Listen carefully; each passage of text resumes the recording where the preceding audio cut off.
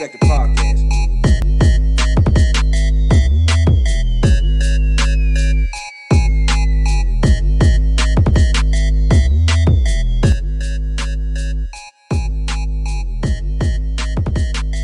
The third perspective.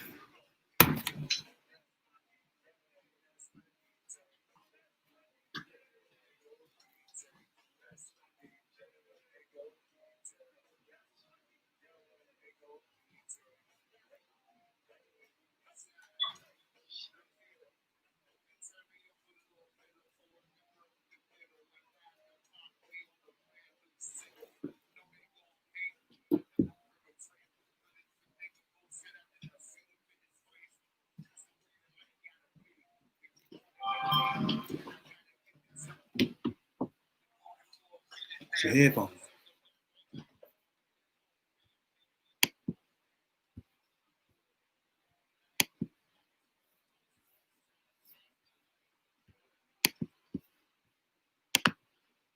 What it do? What it do? It is I.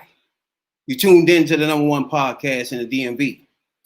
I am your host, your late night supervisor, dope dealer extraordinaire, DC's own, Raz-B Jones. That's Rabbit for your internet foods. To the left and the right of me, as usual, my podcast partners, Radical Rail, OnlyFans J. This is the Third Perspective Podcast, T3P. Now, even though we're still in a social justice crisis, economic crisis, and a pandemic, it's MLK Day. I'm black and I'm proud. You know what I'm saying, Doc? Talk to me. How was y'all weekend, Doc? Radical One?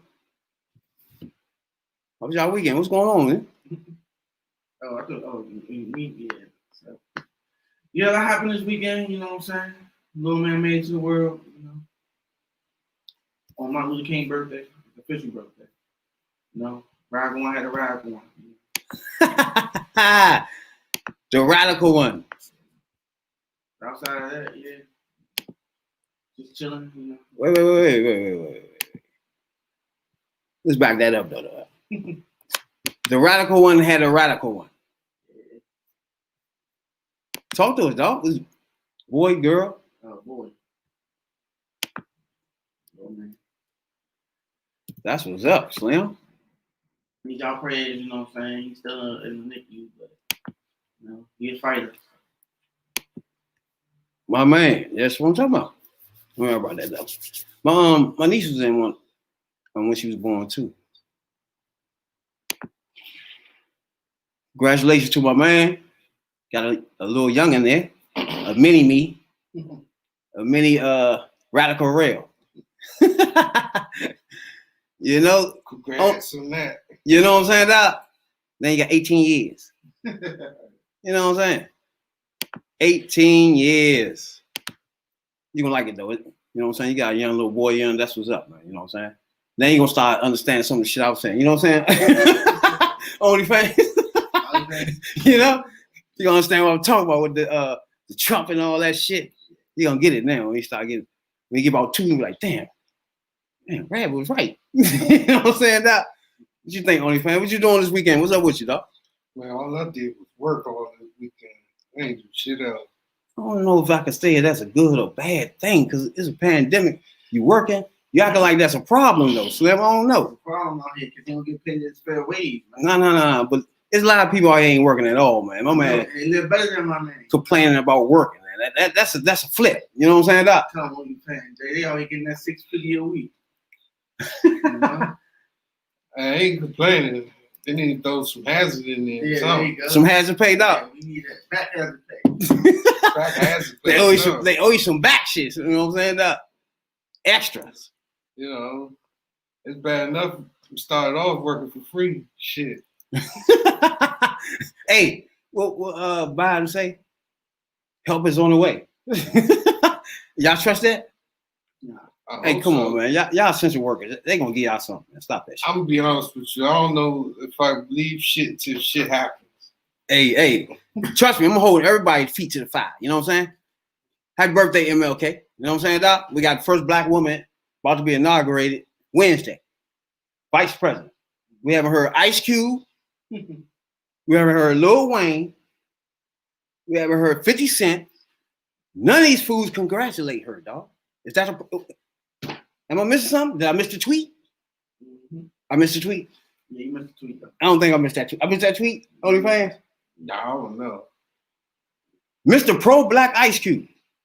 Unless they ridiculing her now. My man ain't congratulate her though. They be like, Mr. Militant. they might sit there and say, "Y'all, congratulations, y'all voted in mass incarceration."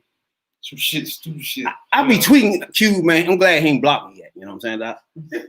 But I'm trying to get him to answer me and try to figure out what are you doing here? You know what I'm saying, Doc?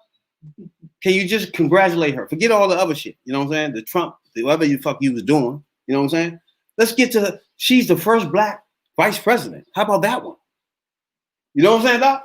Am I missing something with 50 Cent in them? Yeah. Mr. Q.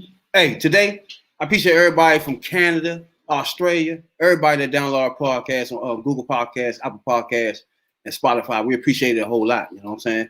And on Guam, we appreciate you too. You know what I'm saying? Dog? Everybody in Pennsylvania, Louisiana, Kentucky that download our podcast, we appreciate it too. You know what I'm saying? But today we got a special guest tonight. You know what I'm saying?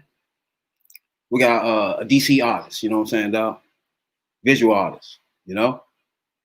Now, I want him to explain to everybody what a visual artist is. But growing up, man, I used to call him my uncle, but he's my cousin. This is my cousin I'm about to bring on. You know what I'm saying? He went to Duke Ellington. You know what I'm saying? Growing up, when I was growing up, he turned me on to Jordan. And everybody would think I'm a Jordan lover and shit. You know what I'm saying? Doc? Stop. But he was on Jordan way before anybody. You know what I'm saying? I'm trying to tell you some real shit. Like, Jordan was in North Carolina, like, dog, ain't nobody know about no fucking Jordan. You know what I'm saying? And my man was watching Jordan, and I happened to walk in that joint one time, and ever since then, I've been on Jordan. You know what I'm saying? Because I don't know. I haven't talked to him since, you know what I'm saying? I don't know where he at with the Jordan, you know what I'm saying, debate, you know. So that's something I want to touch on to him with it. And I want to get to know more about the visual artistry in DC area, you know what I'm saying?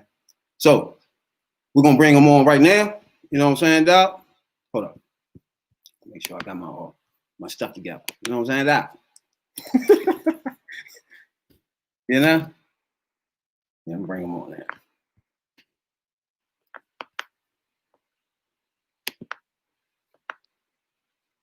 What it do, player? What's going on, cuz? How you been, man? And painting, bruh. Painting, making music, living, man. That's right. You be rapping too, right? Yeah, man. Let me plug you in on something real quick. I don't know if you can hear this. Don't say it. Don't. You're the first person to hear this. All right. Oh, before you do that, let my audience know who you are. What's your name? And, All right. My name is visual artist Patrick Smith. I'm from Washington D.C. I appreciate y'all for checking out my cousin, man. He's a real important figure here in D.C. I went to Duke Ellington School of the Arts, like he said back in the day. From there, went to West Virginia State. Recently, just got some work showcased in Italy. Matter of fact, I'll do this for y'all real quick while I got y'all on here. I'll show y'all a little something. Got a couple of pieces hanging up here that I did. Got a couple of pieces that I did right here. A couple of sketch pieces, a couple of paintings that I did. Some of my work's been in New York. Let's see, there's a Malcolm. Some of y'all probably follow me on Facebook already, but Hold on, slow down for a minute. Go back. which one you want? The Malcolm? Let's stop with the Malcolm joint. All right, so How long it take you to do that? because well, let me give you this. When I was in Duke Ellington, right? Mhm. We studied all facets of visual arts, whether it was sculpture, photography, 2D concepts, which later on became like design and Photoshop and illustration, things like that. And we had sculpture, photography, drawing 1, drawing 2, painting 1, painting 2, painting 3. Um,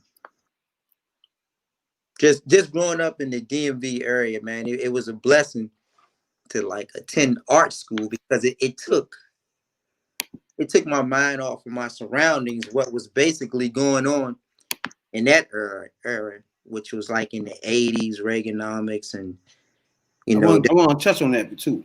I want to touch on that a little bit. That's when crack really hit the inner city or the ghetto or the urban community, basically our community. So what it was, crack came and hit the inner city. Like, Hold on. Before you go any further, let me talk to you about that right there. Right. Now, we were having a debate on here about choices, right? Choices in the hood. People make choices, you know. Now, like I was explaining to them, that when people make the choice to serve yay, coke, get in the game, sell whatever they want to sell, you know what I'm saying? That was their choice. Right. Like I was telling them, you can grow up in the hood and not do none of that. That don't make you no bitch. None of that shit. You know what I'm saying? It just, you didn't sell coke. That's why I was trying to tell people that no matter where you at, it's the choice you make. Like, for example, like you said, you was growing up in where it was where crack was at its peak almost. You know what I'm saying? And like you said, peace to my Uncle Matt. He's still locked up now. Yeah. You know what I'm saying? Yeah. So you made the choice not to do that, right? That was the thing I was trying to explain to people in our audience and to Radical Rail too, that it's choices that people make, you know what I'm saying, in the hood. So you made the choice to go to paint. Now, Duke Ellington, it's hard to get in there.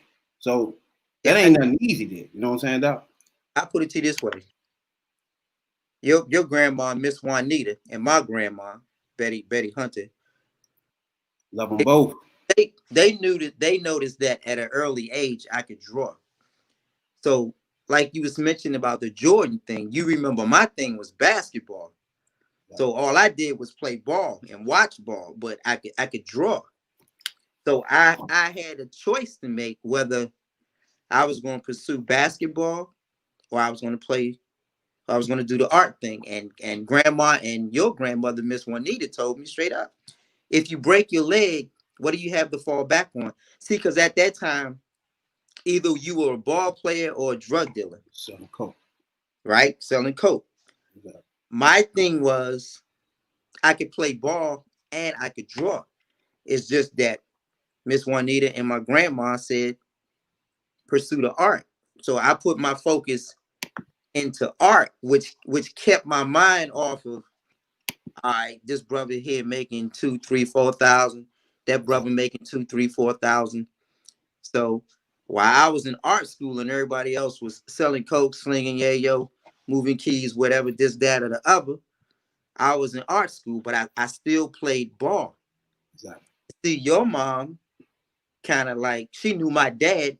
So I always had that little backing and that little push to not get involved in everything else that everybody did. I seen everybody else get into this, that, and the other. I seen achieve a certain status. I seen a whole lot fall off. I seen brothers get killed. Not only where we from over on 3rd and T and R Street and Hanover, but I grew up over in what's that, 16th Street, over by over by Anacostia.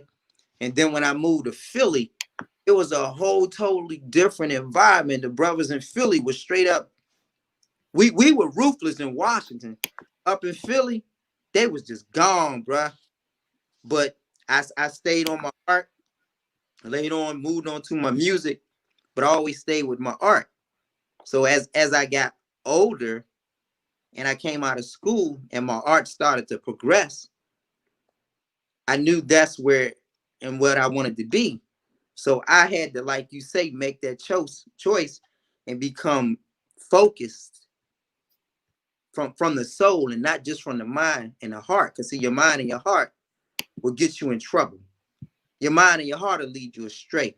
You always got to follow your soul or what we call our third eye. You always You know? vibration. You feel me?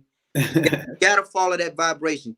Because if you don't, we as melanated people in this day and age, we get so distracted and brainwashed and told what we can do and what we can't do. See, because the thing about being melanated black, however they choose to label us, is that they never want to see us achieve more than them. See, we got all the talent and all the gifts and all the attributes that God has bestowed upon us. And see, you're always told that what you can't do, but what you're put here to do, they don't want you to do. So as a black man, like you were speaking about earlier, I have to tell our story in my artwork. Yeah. I don't care who it appeals to. If I don't tell my story, your story, those two brothers' story from where they're from, where you from. If I don't tell our story in our artwork, I'm not doing Miss Juanita justice. I'm not doing my grandmother justice, your mother, my mother. I'm not even doing Uncle Mac justice because at the end of the day, his pains and struggles and what got him locked up are the things that have you where you are and me where I am as two black men trying to spread our word to everybody else. So I got to commend you and tell you I got the utmost respect for you. And I'm going to always love you and be there for you because you're my cousin and you're doing something positive. Thank you, man. I appreciate it. I love you too, man. But nah, let's not do that. Oh, that's right. Hey, let's go back and show me some of them paintings back there, yeah? All right, Like that, let me get you back up on some other stuff. All right, so let me see. right here, this is a Who's this right? This that's a Bob Marley piece I did. Right there. That's Gil Scott Heron. This Yeah, I is know about him. Ali that I worked on recently that I just finished. So that's gold leaf and silver paint there. This is a sketch. This is a piece talk to called me about that right there. Pick that well, up right there. this piece is called America. So at the end of the day, remember they was killing everybody, Trayvon Martin and brothers like that and lost their lives or whatever.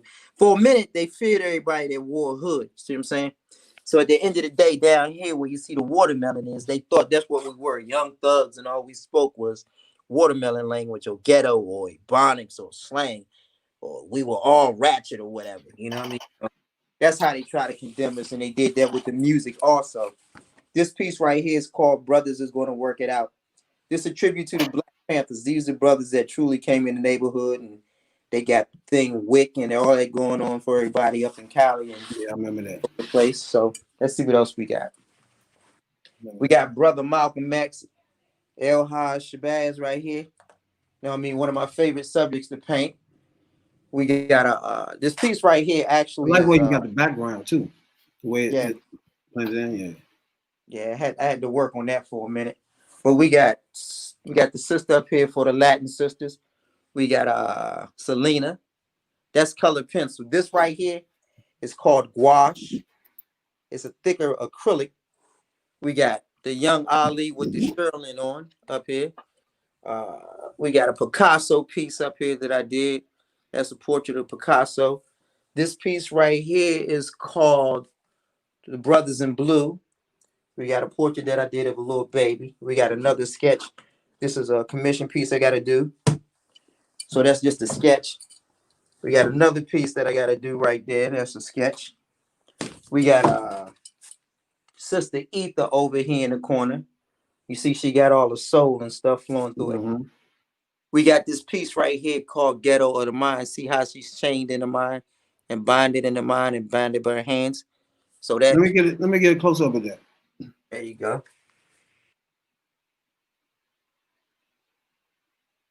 So when you was doing this right here, what was you thinking? Actually, this piece is inspired by the Ohio's players, and I just kind of like took it somewhere else. You know what I mean? You know, Like I said, Malcolm is one of my favorite people to paint.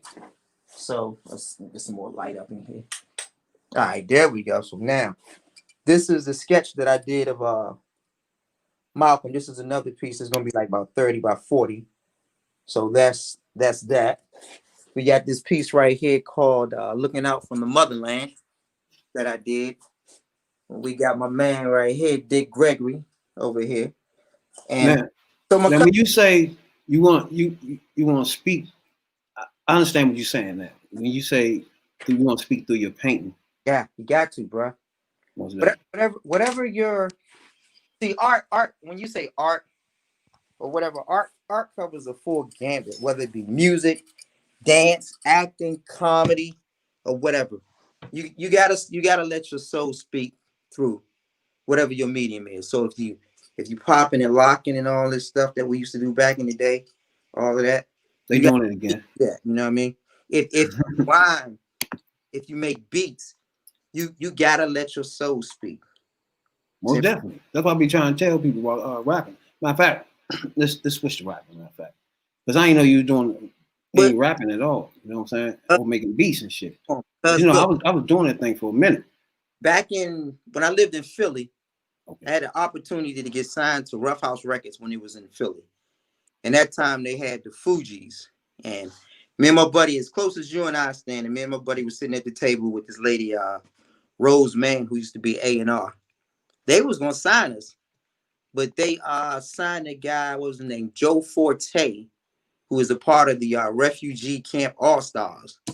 So they gave him our deal. And my man Tyre Jamal living in Philly, I gotta hunt my man down because I heard he homeless. So I gotta hunt that brother down and help him get on it. But he was like the inspiration for me to like keep rhyming and stuff like that and do beats and stuff, in which I do a lot of that now. And me and my man S. Food from DC, we got a little group, we call ourselves the Trees. So we did a couple of shows up Howard or whatever for the what's that? After party live podcast. So we did a couple of shows for that. And see, at the time they thought they was gonna get some trap music, right?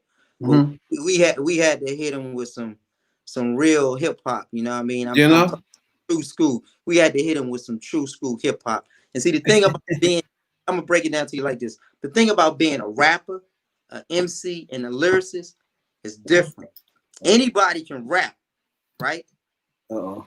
Anybody, not everybody can be an MC. When you're an MC, you know how to move the crowd. When you're a lyricist, you know how to put words together, metaphors, and formulate a story, something in depth. I know, I've been trying to explain this to people, to everybody on this podcast for a few months now. You know what I'm saying? That. Okay, let's say if you rap, right? Let's say if you rap and you say like, look, I bar brawl like last call for alcohol, and I write rhymes with nuns who masturbate in bathroom stalls, rocking crucifixes, still spitting scriptures, middle fingers to all you assholes, dog. Look, I don't sniff you. Time I made it, and that could be, you know, stuff like that, right? Then if you say something like, I remember way back when we used to sin, but now I sit back in the corner, I write with the devil's pen. See, that way you telling a story. Feel me? Yeah, I know what you're saying. Then if you lyricist, right? Yeah. And you something like, my nigga Cream for this Dream You Fiend, a Lands and Lex, $1 million thing, that Scarface thing. That's when you get into being a lyricist, when you start telling a story. So it's like the same thing you do with your art and your music and your dancing. You tell a story. What you do by reaching out to people is you telling a story. It might not be your direct story, but you allowing everybody to come in through your podcast and kind of tell their story. Exactly. So that's real big what you're doing. Yeah. Stop doing that, man. Hey, but I gotta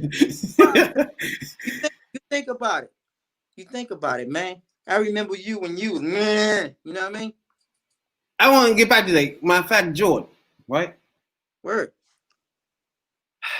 Now, to me, Jordan, I fell in love with Jordan. You could turn me on to Jordan, right? Right. I don't even remember nobody really even talking about Jordan but you at that time. You know what I'm saying? So I want to know in the debate. Jordan the GOAT, bro. You ain't gotta ask. LeBron, I ain't even got to finish that. I'm gonna tell you like this. Listen. I'm gonna tell you like this. Bron can't take nothing away from him. You know what I mean?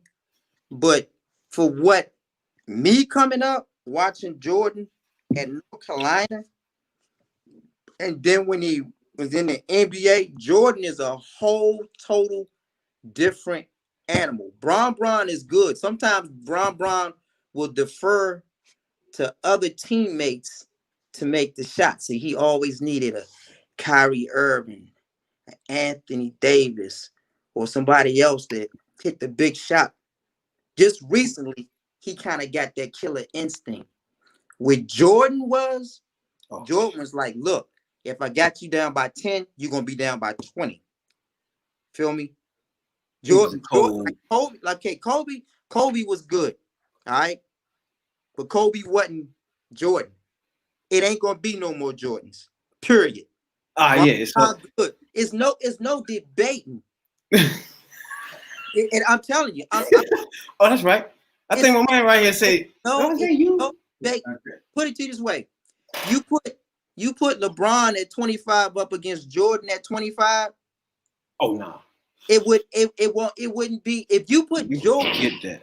If you put Jordan at 25 and Bron in the NBA right now, both of them at 25, Jordan the average 60 a game, easy. No hand checking, hand checking. No hand. That's why I was trying to tell people you can't touch him, man. This party over. Think about this. For half a season, they let Jordan play point. This Joker was averaging a triple-double, playing point, and still giving you 50. He be dumping him in. My man right here is a Jordan hater on his left side. On any given night, that man could give you 60. Forgot about that. Right? Bron developed that jump shot and that killer instinct. Now, now look, I'm gonna give him some DC slang. The Bama was strong. Simple as that. Bron strong. Yeah. But what LeBron is to me is Barkley, Karl Malone, a little bit of Sean Kemp, man, Johnson in there. You literally is echoing everything I've been telling people. He's a mixture of Karl Malone, Sean Kemp, and Magic. What Jordan was, was what white ass Larry Bird said. He was God and sneakers. Yeah, he was a cold monster. Talk to me about something happened to your finger though, right in the rim. Huh? Something happened to you when you try to dunk. Yeah, me. Yeah. I had tore. You remember I tore my finger? Yeah. I know. Yeah, but I just want you because Rabbit, look, a bunch of people don't know that. Like when we were little, I was like, what? I was like about 5'5". I could dunk. Yeah. When I was like you was dunking too. Hell yeah. I still dunk, but you know, now I just go out there. It's exercise for me. I do that with my eyes closed. Yeah, you was dunking then when we was little as shit. Anybody don't believe me? My cousin right there. All you gotta do is call him up. Yeah. You was definitely dunking. I'm definitely looking at you fly for sure. but man, yeah, that time you hit your finger or something on the chain or something, right? Yeah, it tore everything up, bro. So from that point, I had to learn to shoot a jump shot, but I was still dunk on that ass. Yeah, now easy. But yeah, right, for real. OnlyFans, y'all got something y'all want to say about anything? Painting? Yeah, man. Jordan. If you ever got any questions about art, you can reach me at you can pull me up on Facebook. They got questions right now. Right, go on. What you think? I applaud the effort with the painting. See where you going with it and being speechless, do everything. It is real quick, Brad. Huh? I'm gonna show them how easy it is real quick. Everybody always say how hard is it to draw, right? So let's see. Let me see if I can do this real quick. All right, so you I gotta definitely used to do that right. little drawings. Watch this, real quick. We do that. We do that. We do that. We do this. We do that right there. We take that. Do that.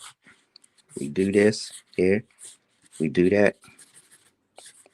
We do that. Do that.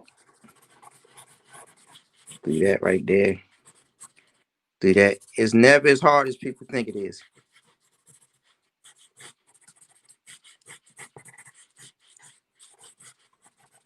Now, is there any what exhibitions or you be going to like expos or something? Because of the COVID thing, man. Do they be having those for Well, painters in DC? what's that? The Pepco Art Gallery downtown by the National Portrait Gallery.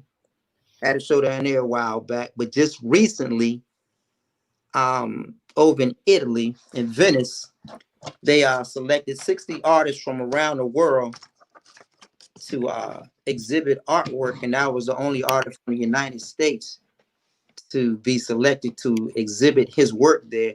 So I did a piece of Mother Teresa of Calcutta. So that's in Italy. So that's real big. Hell yeah. Even in saying that right there, like you said earlier, make choices. It ain't where you from, it's where you allow your mind and vision to go. You can do anything in this world you want to. You just gotta stay focused. Definitely. And you think about all the guys that we grew up with. If we still see some of them now, the favorite thing they say is, yo, fam, what's good? You be like, what's good with you? Nothing. What you doing tomorrow? Nothing. What your family doing? Nothing. Don't be nothing ass nigga. Do something. You know? Do something. Excuse my bent slang for y'all who don't understand, but yeah, you gotta Trust and believe. you gotta do something. You gotta do Well, something. since you're in the rap thing, right? Hold up. Rail wasn't finished with his think about the outcome. Mhm. What you saying? Oh yeah, I like the way that you express yourself when you put your art out there. But,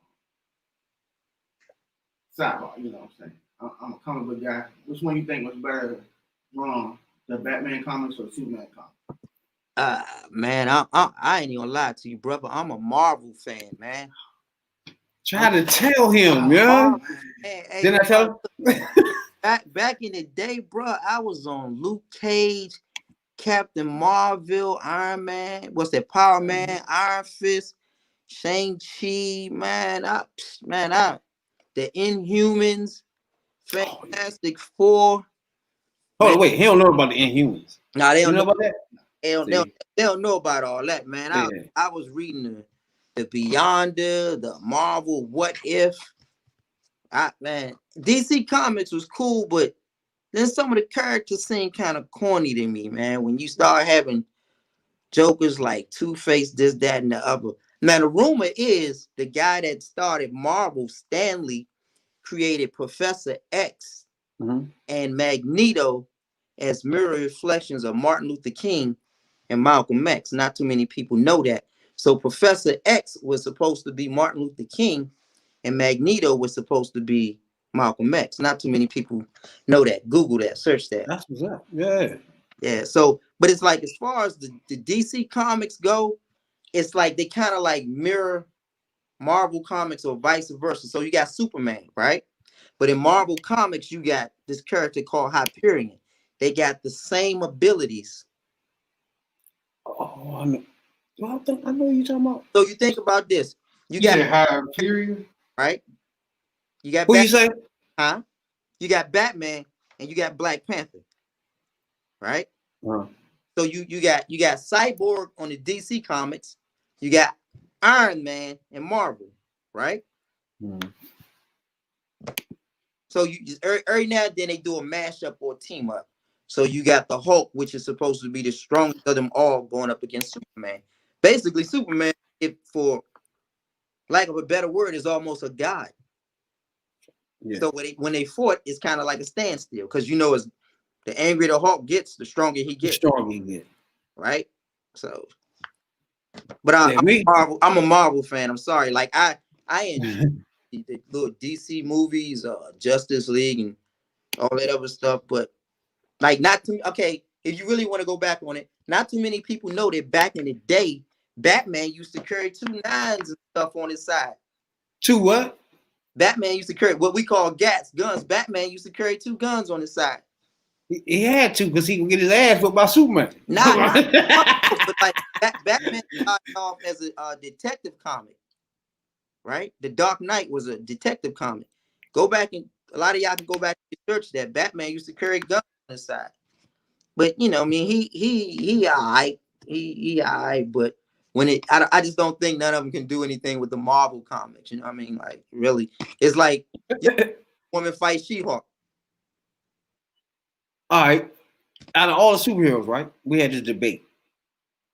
Superman, Batman, everybody, right? Who beats who? Can somebody beat Superman? Or Superman can beat everybody? Just think about it. All you got to do is get some kryptonite. Superman done. Facts. But you gotta get kryptonite though. He already got that. Look, think about it. If he came to Krypton and meteorites landed here on Earth, right? Mm-hmm. Find out where the kryptonite is. You make a weapon. You get rid of Superman. No. It ain't that easy though. Okay, nah, but I'm just saying, if you got kryptonite, the closer. If you got kryptonite, yeah. If you got kryptonite, the closer you get to him, the weaker he is. Period. Yeah. Batman, okay, he mortal. In a hand-to-hand, okay, so Batman is a master of all martial arts or whatever. But if you put him up against the guy, what's my man name in Marvel? Let's put him up against Iron Fist. Like, hold up. I'm gonna show you how much of a comic book fan I am. All right. Iron Fist. You remember him? Right? This dude I right. don't know about these comics, man. Y'all Dude right here. So this is Iron Fist symbol, right? That's Iron Fist right there. Y'all Google it. He'll whip Batman's ass. That utility belt, that cape, and all that other shit, the car ain't gonna help him. He's just gonna get it. No, hold on. Let me put Rockwell back on it. Wait. Rockwell, talk to me now. Batman, what? Batman. He master combat. You know what I'm saying? He master every skill. But he still has a weakness. It's like Bruce Lee said in what's that, Enter the Dragon. All somebody gotta do is creep up on him with a gun and bang, it's over with. No. I want him to explain to you why Batman could beat all the super. He told me Batman could beat everybody. Okay, yeah, he's the greatest tactician ever. You give him time and he's gonna devise a plan to defeat you. That's his greatest gift. And that just proven to mankind that even against the God, if he got enough time, he's gonna find a way to win. And that's what people underestimate. Well, Batman. if he going about it that way, as they put it in the comic books, what Batman did was research everybody that was quote unquote in the Justice League, find out what weaknesses were or their flaws or their fears. But if he went up against somebody like, let's say Batman went up against Iron Man, all right?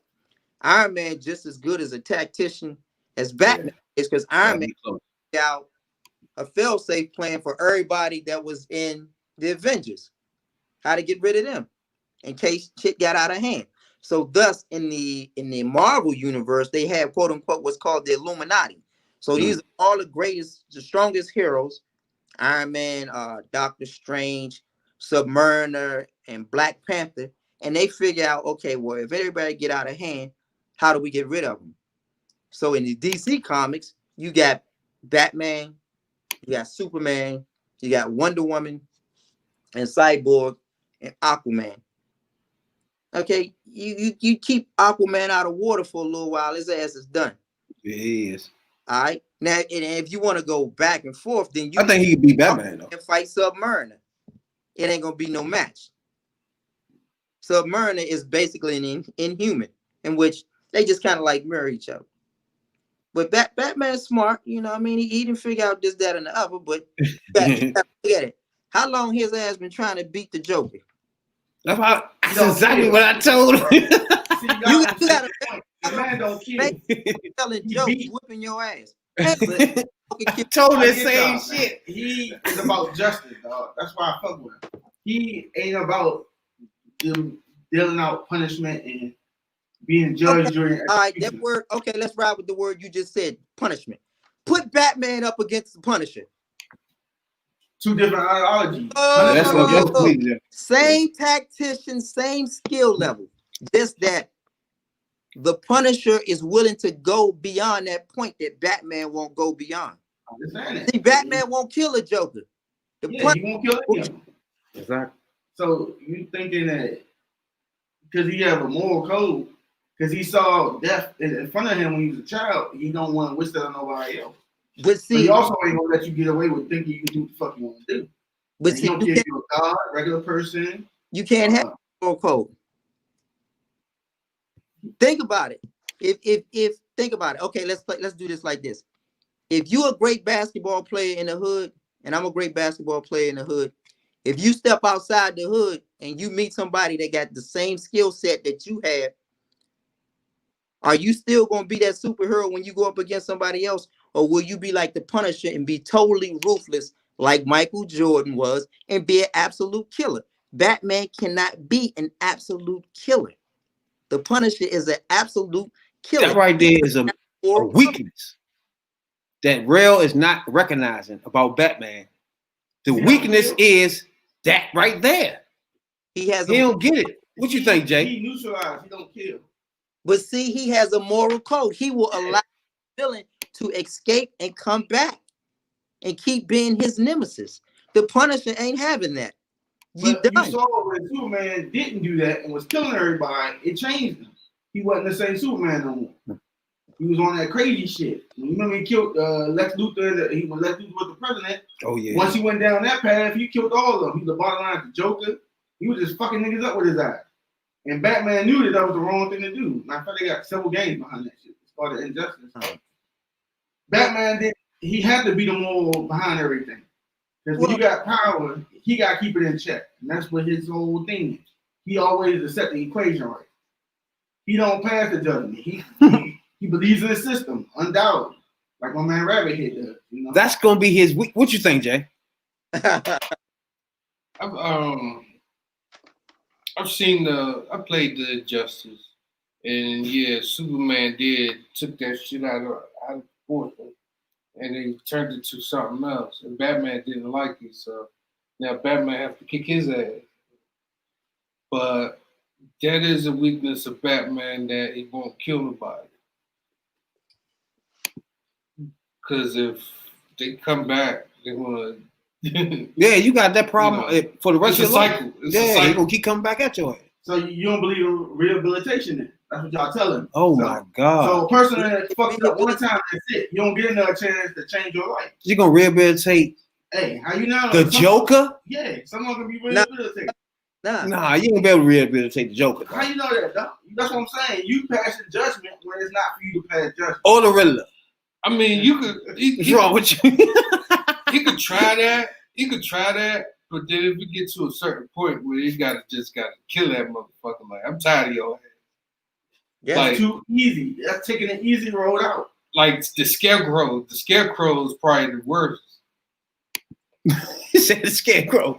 like the Scarecrow. The Scarecrow. He gonna play everybody. The Scarecrow is gonna play on your fears. Yeah, he just He's just gonna drive you mad. Simple as that. Make you kill yourself. But I think Superman out of all of them. If you don't have kryptonite, everything, the party is over. You see what I'm saying? You know that. I'm sorry, Wonder Woman. What was the thing that killed Superman? Not the kryptonite. The what? The Joker that he was fighting. Yeah, kryptonite though. Nah, Doomsday ain't kryptonite. Nah, Doomsday literally killed Superman. Like, wait. Because remember what Lex Luthor said. The only way to kill God is to create the devil. So that's what Doomsday was. And he killed Superman. Just so Batman and them figured out if they got the mother box, they could bring his ass back to life. Yeah. So you think about it, they didn't really kill Doomsday, because remember, every time you killed him, he would come back, It gets stronger and stronger. but killed him. So they still got his ass floating around somewhere. So what Doomsday is in the DC comics is what the Hulk is. I give you that, yeah. He learned. So it's the madder Doomsday gets, the stronger he gets. It's like the Hulk. As the madder he gets, the stronger he gets. It's like if you're gonna read comic books, you gotta go read World War Hulk, where he just fucking said, you know what, these motherfuckers and put me on another planet. I done had a baby and some kids, and y'all motherfuckers is the reason they dead. I'm coming back to Earth. I'm wiping out all the fucking Avengers. Everybody gotta go. He whipped Thor ass, Tony Stark's ass, everybody ass. But it's a way to be Hulk. Yeah, calm down. How? But look this way. If you blow the bastard up, he just gonna rejuvenate real fast. He got a healing factor like Wolverine. Man, you get a big ass bone. They tried that one. About 2 acres of herb in that thing, and let that thing smoke. He relax himself. You know what I'm saying? Now, you fuck around, be blue.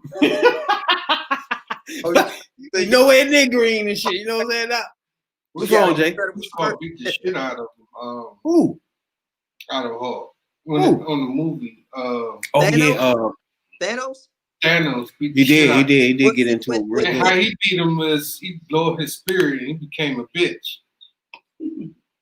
No, what it was is he didn't become a bitch. It was a thing that the Hulk got tired of it being Banner and the Hulk. The Hulk just wanted to exist by itself.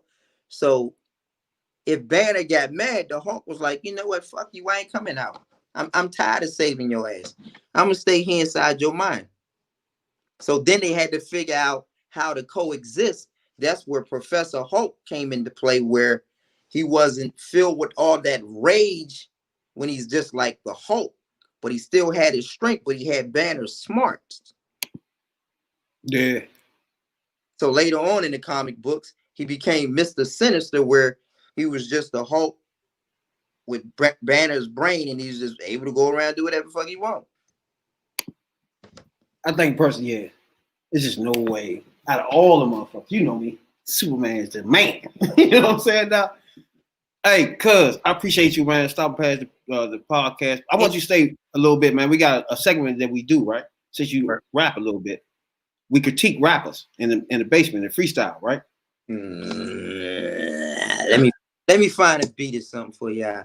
I'll let you check out some production real quick. All right, bet. So what I'm gonna do, we're gonna do Chopper City this week, right? We gonna critique their freestyle in the basement. Chopper City. Wow. Yeah. So what we do is we give it mics, right? 1, 2, 3, 4 mics.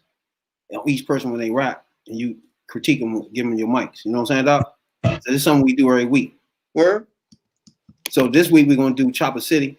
We will watch them in the basement freestyle, and then we will give our grade at the end. All right, let's check it With out. that, let me check it out. That's what's up. We call that what we call that, Jay? When rap was rap. Those good old days when rap was rap. All right, so this week we're gonna do Chopper City. Now I know y'all fuck with y'all don't fuck with Chopper City? No. Oh man. You got the band and all that, eh? What you think? You ain't fuck with Chopper City? He all right. He got that southern twang. He do his thing. What you think, Jay? He was good. I didn't All right, really follow him Quick question. after he left Cash Money though. For real? That's when he was tighter. When he left Cash Money, for real. Yeah, but then you have you basically have a lot more out there. Like you got like a lot more mainstream people that was out there that was like pushing more than what BG was doing. Like he was like sidetrack joint. Then ultimately he went to jail. All that. that would mess your plans up a lot. You know what I'm saying? That. I don't know about it. And cost other. I don't know. To me, him, BG, and them niggas was vicious, yo. And Juvenile. Yeah, Juvie don't get his credit. especially Juvie. Yeah, Nice. Juvie was nice. So you ain't fuck with BG. I did. At one point, I did. Ron Correll ain't fuck with BG. Nah, not like that.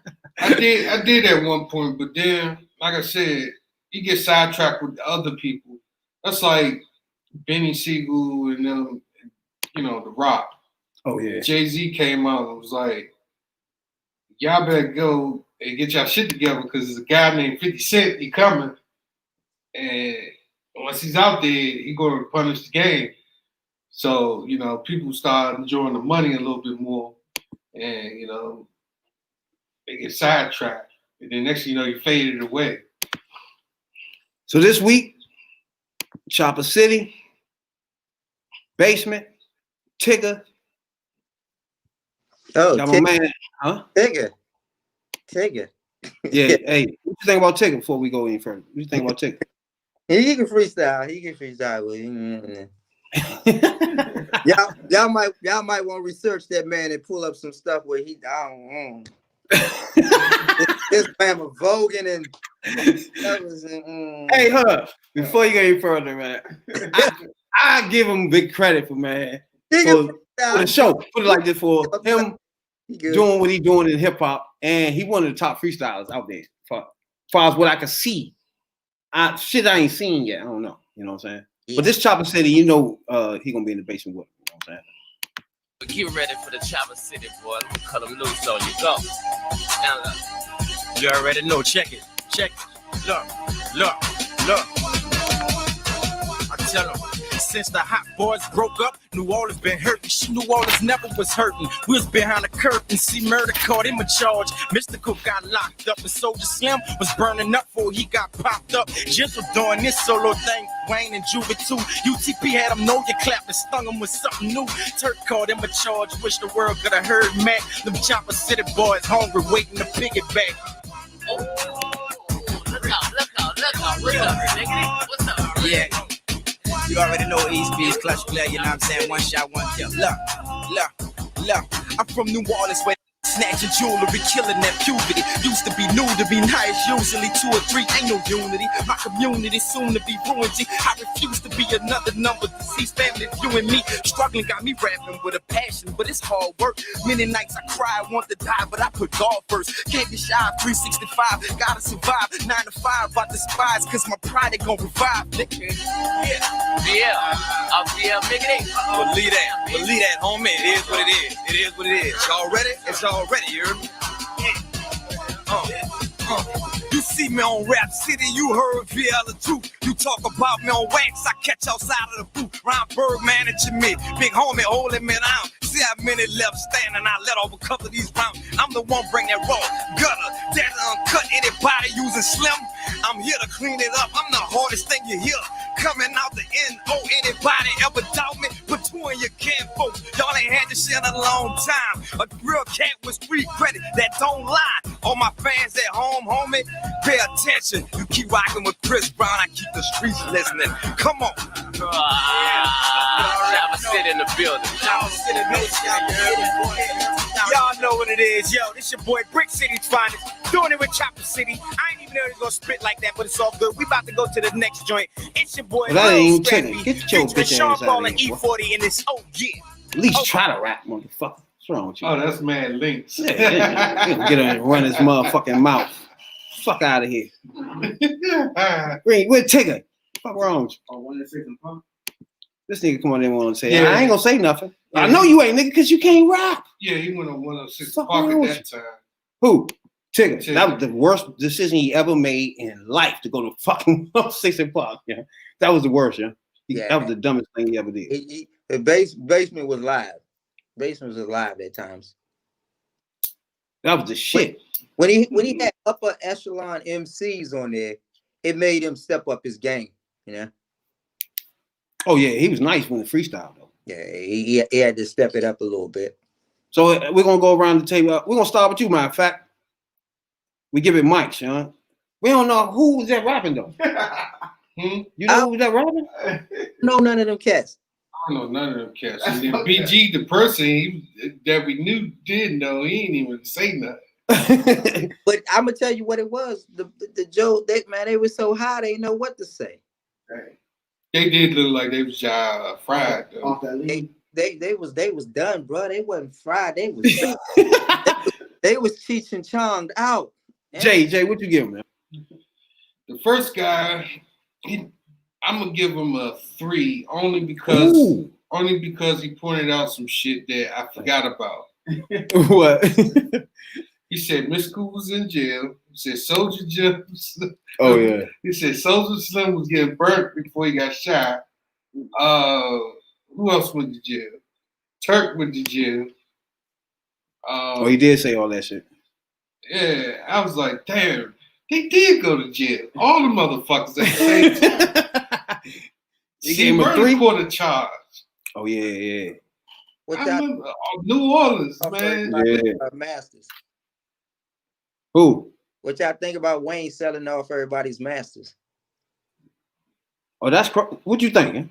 We think we had a podcast about that. Yeah, About 2 weeks ago. What you think about that?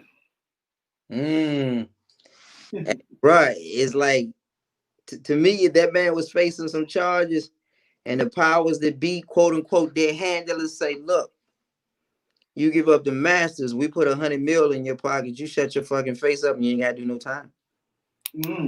We gonna do time. Let's the Orange Demon help his ass out. That's he pardoned everybody. He got 200 pardons coming tomorrow. I think Lil Wayne in one of them. Hey, Lil Wayne, son of a bitch. If you don't congratulate this black woman, the first one, no. The first one though. Can we get a congratulations though? You gotta get retwisted with his dreads first. Yeah, he got to cut that shit off. Fuck all the retwist. All right, so keep going. Go ahead. Next dude. The second dude, you get a 1 because Damn. he was, One mic? he was fried. Like I don't know. They all was fried. I don't know what the fuck did he say. I'm gonna keep it 100 with you. I think all of them need like a number 2 pencil and a piece of paper and a dictionary for real. Cause I ain't understand none of that. Jeez. I ain't understand none of that shit. I ain't gonna lie. I ain't trying to be funny and nothing like that, but if you know you gotta spit something, man, you gotta keep your mind clear. Cause when you high, all you thinking about is pass that shit, like that shit, and roll it for real. You know? What? Only certain cats can maintain their composure when they high and do it. I don't know, dog. I used to get smacked going in this motherfucking studio, dog. We need to get in that joint together too. Hey, SoundCloud, check your boy out, Rabbit Jones. You know what I'm saying? Well, that's another side thing. You know what I'm saying? So you saying don't freestyle, come and rip the shit? Nah, what he's saying is he's just saying you shouldn't be high. You should rap clear. If you could maintain it, yeah. But if you're not one of those people that can do it, no. Maintain it, but some people can't handle the sticky icky. Like I said, the only reason why I gave him a 3 is because he said something. He mentioned all the motherfuckers went to jail or fucked up in New Orleans. But that I haven't noticed that it was like all New Orleans guys. I ain't never fucking went to jail. I never ever went to the studio not smacked in my life. I was about to say, don't let loosen you up. I was high shit, and we got high when we was in that motherfucker. Come think of it. Yeah, everybody got to do like you said, not everybody can maintain it. In fact, I got to be high. Come think of it. I be smacked in that motherfucking booth, man. That booth, man. Give me this. Put that thing on my ears. That thing is over. You just zone out. Hey, tell them, dog, when you put the joint and you in the booth, you just, I don't know, man. It's just, you zone out, and you just be, I don't know. It's like getting pussy sometimes, bro. It's just like, I retired, though. I'm retired rapper, DC rapper. You know what I'm saying? That. Well, you can check me out on SoundCloud if you want to hear some things. You know what I'm saying? That. That's what I'm saying. Go to SoundCloud, pull up Carl Koshak Beats. Anybody? Hey, plug everything where you at, and everything where they get your pains, everything before you leave, everything, man. Let everybody know where you at. If you go to Instagram, it's Portrait Artist Patrick Smith. You go to SoundCloud, you're looking for some fresh music production, pull up Carl Koshak Beats, CarlCoshak Beats on SoundCloud, Reverb Nation, beatmakers.com, wherever. If you go to YouTube, check out the trees. That's my man. That's Doc Fool and myself. You need a portrait painting. Patrick Smith, visual artist, portrait artist. Google me. I pop right up. I'm painting mothers, fathers, uncles, sisters, mothers, cousins, nieces, dogs, cats, everybody. If they dead, alive, I can put them all on canvas together. You know? Do is send me a photo. We can work it out. That's what's up, man. Yeah, but I appreciate you stopping by, man. I appreciate it a whole lot, man. You know what I'm saying? Yeah. Let everybody know about the Hey, DC culture. up, man. I got to bring you out of retirement, get you back in the mic booth. You don't want to do that. Nah, bro. Get it back in there. Yeah, we're gonna do a little joint together and shit, man. Yeah, You know I just whipped up a quick beat for you when you. You don't want to do that. I whipped up. Yeah, send me a beat. Send me a beat. We can. Check Hey, it I out. like my shit with some snap to it and some you know what I'm saying, that thing bust your speakers. You know what I'm saying? That you know what I'm saying? That you don't know about that, dog. I got some. Hey. Matter of fact, on this YouTube, I don't want to put your stuff on YouTube and get that. Yeah. Stuff of mine Be on careful YouTube. with that. Yeah, You got to go to SoundCloud to get that heat. You know, check my boy out. You know, I appreciate you a whole lot, dog, for coming past this joint and talking to us, and you know what I'm saying. Anytime, man. I gotta do some artwork for your background, man. I'm gonna hook you up. That's what's up. You know what I'm saying? Send me some photos of you and the two dudes in the back, and I'll put everybody on the canvas, and that'll be your new background. Hey, that's what's up. You know, I appreciate you a whole lot, dog. DC visual artist, Pat Smith. I appreciate you a whole lot for stopping past. Anybody want to get in touch with him? Get some of these nice paintings. You know what I'm saying? Hit him up. You're always ready and available. You know what I'm saying, dog? I appreciate you, though, dog. All right, man. Stay up. Bet. Man. Everybody tuning in right now. Appreciate you a whole lot. You know what I'm saying? You catch it on Google Podcasts, Apple Podcasts, Spotify, whatever you get your podcast at. You know what I'm saying, doc? Youngin, I understand that everything is flipped over in the motherfucking Congress and the Senate, right? You know? We got a new thing going on here. Everything fresh, right? So you said. Go ahead. Here we go.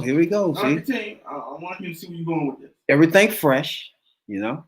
We got a black woman as vice president, you know? Mm-hmm. We got, Biden as the motherfucking president, which doesn't matter. You know what I'm saying? That's just, he's just there. Yeah, he's just there. You know? Now, during the social justice crisis, you know what I'm saying? We got that going on. We have, not even a social justice crisis. What is this right here? When they run in, what is that? Anarchy. When the white boys run in and do that. Chaos. Uncivil justice. Is that a crisis? It's a crisis. Yeah, what is it though? That's not a crisis. Political crisis is what we in. How about that? It's not a crisis. It's a political crisis.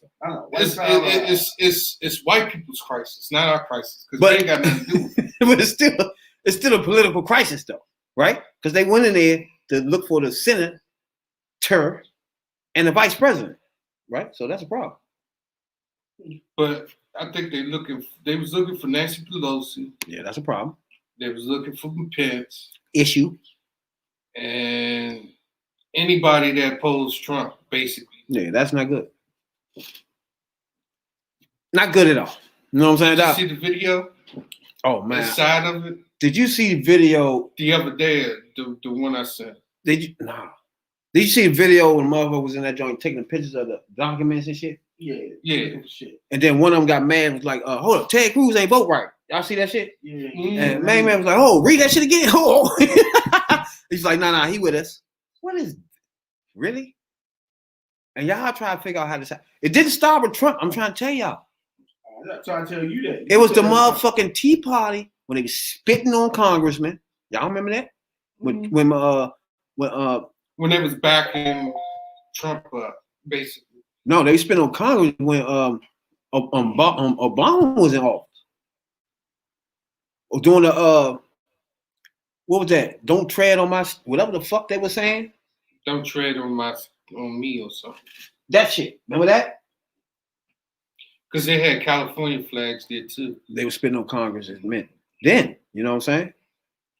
They was in there, but then they had the whole booth.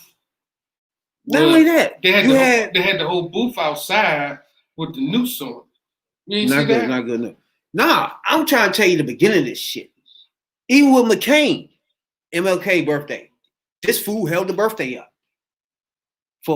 Kept voting against the joint for years and years. We couldn't get Martin Luther King birthday. McCain or Kane? McCain. The black one or the white one? What's the McCain, motherfucker? McCain. John McCain. Right? John McCain Oh, voted against Martin Luther King birthday over and over and over again. What about the black Kane? Not McCain. He don't need to Kane. vote at all. He's just a fool. The one he in it with, he was in it with Trump. All of them coming up out of there though. Yeah, he did though. He died with COVID. Yeah, he was in it with Trump. Yeah, that's why. See, what I mean, they walk around with COVID. They run around barking at people, running up in the Capitol. Nobody got masks on. That whole atmosphere was COVID. Oh, Everybody had COVID in there for sure. Oh, the bonus was that the senators was in one bunker and they caught COVID.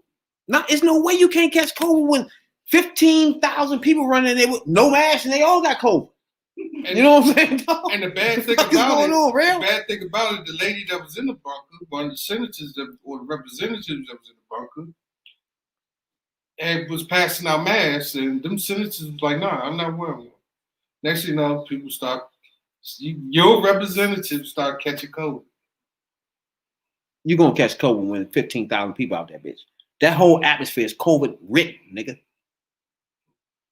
It's just COVID everywhere. It's nobody got masks on. Everybody screaming, "Where's Pence?" and all this bullshit out their mouth, shit spitting everywhere. COVID out.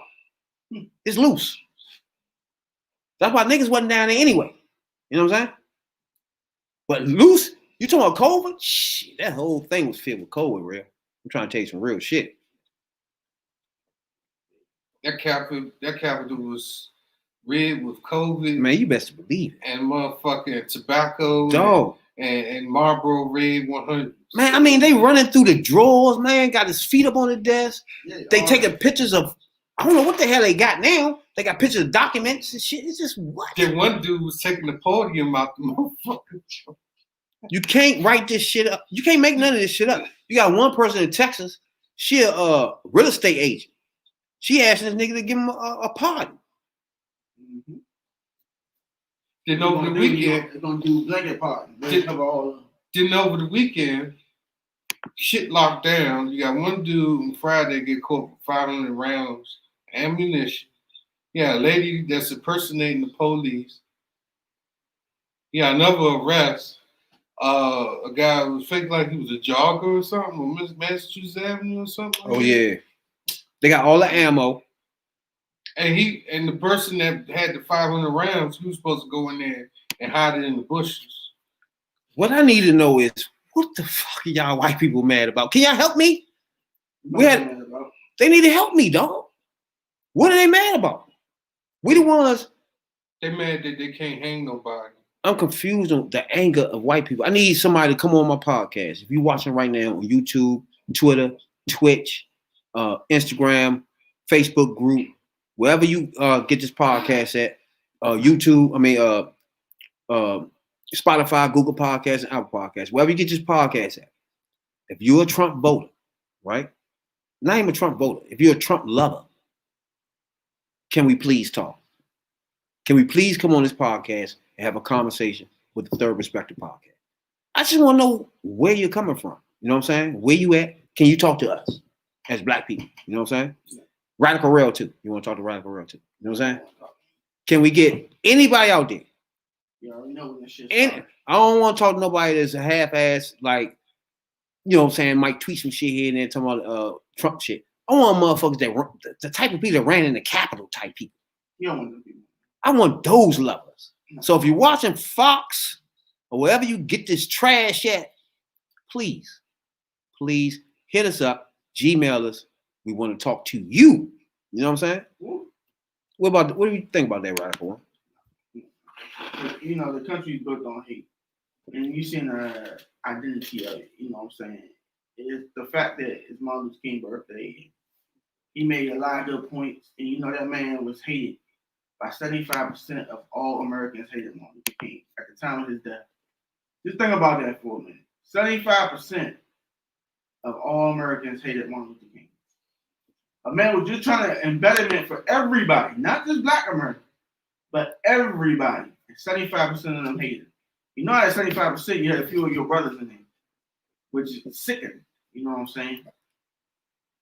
And that's the whole point. And then people try to throw quotes and pop them up, but they didn't fuck with them back then. And then the same people didn't fuck with them back then are still fucking alive today. So they wouldn't fuck with them now.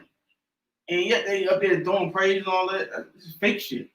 You know what I'm saying? But it's just sad because he made a lot of good points. He's like, yeah, they gave us freedom, but they didn't give us no land to go without freedom. So how are we free if we still got to work under the people that hated us? Because we wanted to be free instead of just taking being a slave. Y'all let that go. Every time I bring that up, you the main leader of that, well, what do you want to do about it right now? They can fix that. Because that mentality still exists to this day. They don't want to give us anything, but then they mad if we ask for it. But some of the shit, it was only happening because of them. And when I say them, yes, I'm talking about the ruling government, which is always Caucasian. Now, if the ruling government was Hispanic, I would say that. If the ruling government was Asian, I would say that. If the ruling government was black, I would say that. But it don't work like that. Even though there's a black president, the majority of the people who still run it are Caucasian. So therefore, they still have the power. Yeah, he one man, but he ain't a dictator. He ain't a king. He can't say shit and it be done. And that's the whole flaw in it. I'm like, okay. So that's why you tell me we got Camilla. I'm like, okay, she's still gonna have to play the game. All of them still gonna play the game. All they gonna do is help everybody instead of just the people that need to be helped. Now, all the people who ride it, which I don't understand, they gonna get the same motherfucking help we get, and even more so. They've been excluded. See the difference. Republicans exclude us. They shit ain't meant for us. It's a class thing. They just not gonna help us out. The Democrats are going to help them people out. All the ones who ride in there, all the ones who showing off in the Congress and all that, they're going to help them. We know this. Biden ain't gonna turn his back on them. And the senators know that. You know what I'm saying? They're gonna play on it. They're gonna play on them for that. But to sum up what I'm trying to say is, you know what I'm saying, America got so far to go, you know what I'm saying, and they won't admit shit. Sometimes, like you say, in order, you know you're alcoholic, you gotta say the shit. I know you're alcoholic, you know you're alcoholic, the whole motherfucking world, you know you're alcoholic. You gotta admit that shit to your motherfucking self. America needs to look at itself and just admit you're a motherfucking racist. You're a bigot, racist, hateful people. You hate on something, you don't know why you hate black people. You don't know why you want to keep them at the bottom of the ground. Can't nobody tell you that. You want to talk to one of them, what answer you honestly think they're going to give you from the bottom of their heart? Other than it was passed down to them, or they just don't like us. And that's stupid. How can you not like somebody you don't know? I'm just saying, like, you want them to answer that. They don't know why. You know, I know they don't know why, because any per time they try to bring about negative, they look at themselves like they don't have that same negative. We're not doing that dumb shit going to the Capitol for that. Why would we do that? What serves the point of that? They trying to steal the election was their point. Why but they need to They steal was something? trying to assassinate some damn people. That's what that was. Because they didn't overturn the election. That's why they was killing them. And then it goes to everybody neglected double standards. The FBI knew this shit was happening and did nothing. But they thought your man, motherfucking Fred Hampton, was going to be the next revolutionary. They discussed that shit in like 2 minutes. Come on, man. They was so scared of a unified. Why are you scared if you didn't do anything wrong? That's why I always tell people. I'm like, y'all so scared of black unity that y'all destroy it on sight. I mean, this is the same FBI that got Martin Luther King and Malcolm X assassinated. And it's open book now. I mean, you know, All because a man who liked to dress in dresses and was an undercover fag had an issue with him. And that was all the same year. No, it was 2 years apart. Malcolm X died 65, King died 68. But yeah, man. They was phone tapping both of them. Yeah, it was on all. It was on all of them. They was phone tapping both of them. They was phone tapping Malcolm X, and then they gave one of our own people, black people, to do the work. And that's another thing. You brought up choices earlier. A snake is a snake. A motherfucker that is in your own camp and do that dumb shit, and it always happens. It don't matter. Jew, white, German, all of them, they switch on themselves, the opportunists. But that's a choice, though. Why would you go against your own race for some people just because they think that man dangerous? He's dangerous because he control minds. And I never understood that. I was like, what could you say to me that would make me turn on this person? Like the dude that they try to get at Marcus Garvey. I was like, come on, man. Some of this shit. And this is the history that we all know and we brush under the rug. And that's what I'm just saying. We need to don't forget this shit. This shit happened and it's going to continue to happen. The guy that assassinated JFK. That was pretty much white on white crime, but he got hired to do that. Yeah. Because how the fuck would you go shoot a president and then put you in St. Elizabeth? Motherfucker who stabbed Reagan. He ain't killed him. His money, father had money. You know what I'm saying? They try to let him out. I don't think none of these people going to jail. No. He already blanket immunity half of them. Blanket immunity means everybody went in there, they get brought up on charges of it, that shit's thrown out. And some of them in there was real live traitors to the country. And he let them slide. Probably selling shit on the motherfucking black market, the information and shit. They don't care about none of that. That's why I say, how can they say they love cops, they love this country, but then they do shit to hurt it? How are you giving out information away to other motherfuckers? Trump too, because I know he didn't give a fuck. He probably selling shit to China and Russia. He's like, yeah, here you go, some shit right here. This is where our weapons at. We got a secret stash over here. Here go the security codes. And that shit like that. And that right there, I wasn't too far with Hillary either, but I did vote for her because I already knew about Trump. But that was her fear. That was the first thing that came out of her mouth. She was like, oh, y'all really trust this man with national security? And that's another thing. The fact that he did that, he should be shot on sight. You so fucking patriotic. I'm serious. You patriotic. This man betrayed your country, gave your secrets away, and you ain't shoot this motherfucker on sight. Not only that, man, he orchestrated. Y'all don't understand what just happens, man. Yeah, I understand it. I get it to the full. He orchestrated the president of the United States. Orchestrated a coup. Yeah. To them to kill the government. Meaning, make sure ain't nobody left will make me the president. Mm-hmm. That type shit. Like, if they don't sign the papers, they on the list. If they don't vote, if they don't sign it, my name, they on the list. Like, and sent them to the Capitol, dog. It's like, you gotta go to jail for that. I know I ain't gonna say we would have went to jail. We've been dead. Yeah, I'm talking about the president. He needed. If Obama was to sit there, first of all, they wouldn't even have Obama to even speak like that. He would have been impeached right there on the spot. Second of all, I'm beyond impeaching him. It's like, dog, do y'all know what he did? He trying to pardon himself for you. How the fuck you gonna pardon yourself for you? He sat there, sent them in there, made it easy for people to come in that joint, sat there and watched it. But we still have a problem, my people. Even though they did revoke the 25th Amendment, he has to be convicted of that 25th Amendment. Like, none of that matters, because what's the day? 16. Wednesday, whether he come out and sell his face or fucking not, he done. No, he ain't done. Nobody need to talk about him. He done. Well, he's done as far as that is concerned, but as far as him running for 2024, eligibility to run for 2024, security detail, pension, all that, still in effect. I nigga protest, he want security detail. But this is America, though. Y'all allow this shit because of y'all bigotry. I don't think he's gonna be locked up. You can't lock the ex-president up. That's what I said too. I'm like, they're gonna give a deal. They're gonna strike a deal with him. Disgusting, man. Probably so he'll go to another country and live or some shit. He can't live in America. He's just toxic as fuck.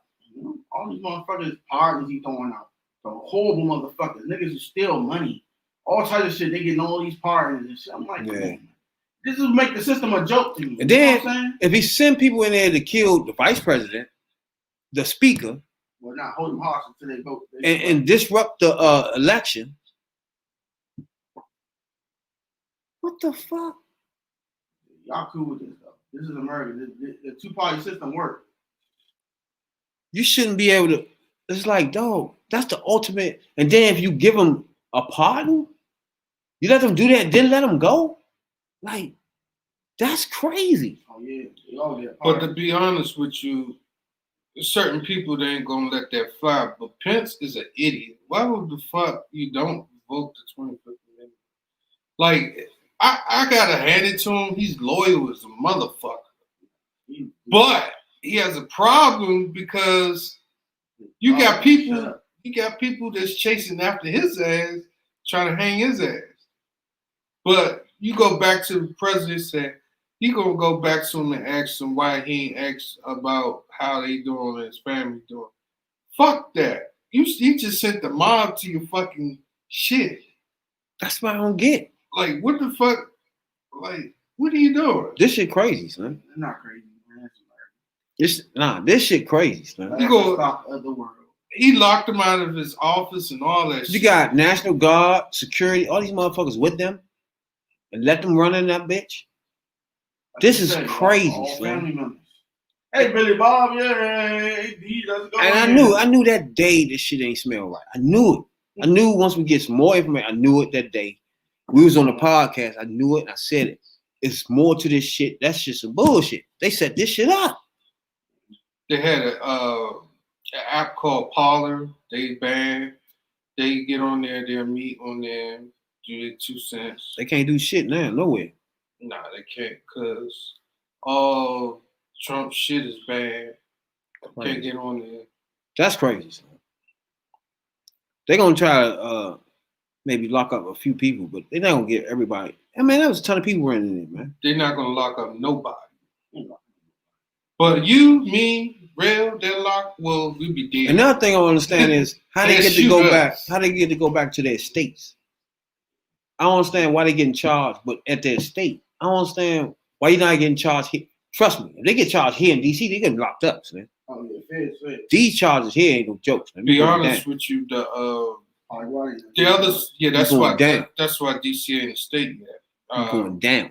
Going down, though. Hell yeah, Central Cell, here you come, nigga. Because you know it wouldn't be a DC case, it'd be a federal case. But because it's from federal grounds, DC have no grounds on that. So now they have to do the DC have the Attorney General. He brought up a couple of good points. He said if DC becomes a state, that any parts of the District of Columbia, your ass is grass. Yeah, good.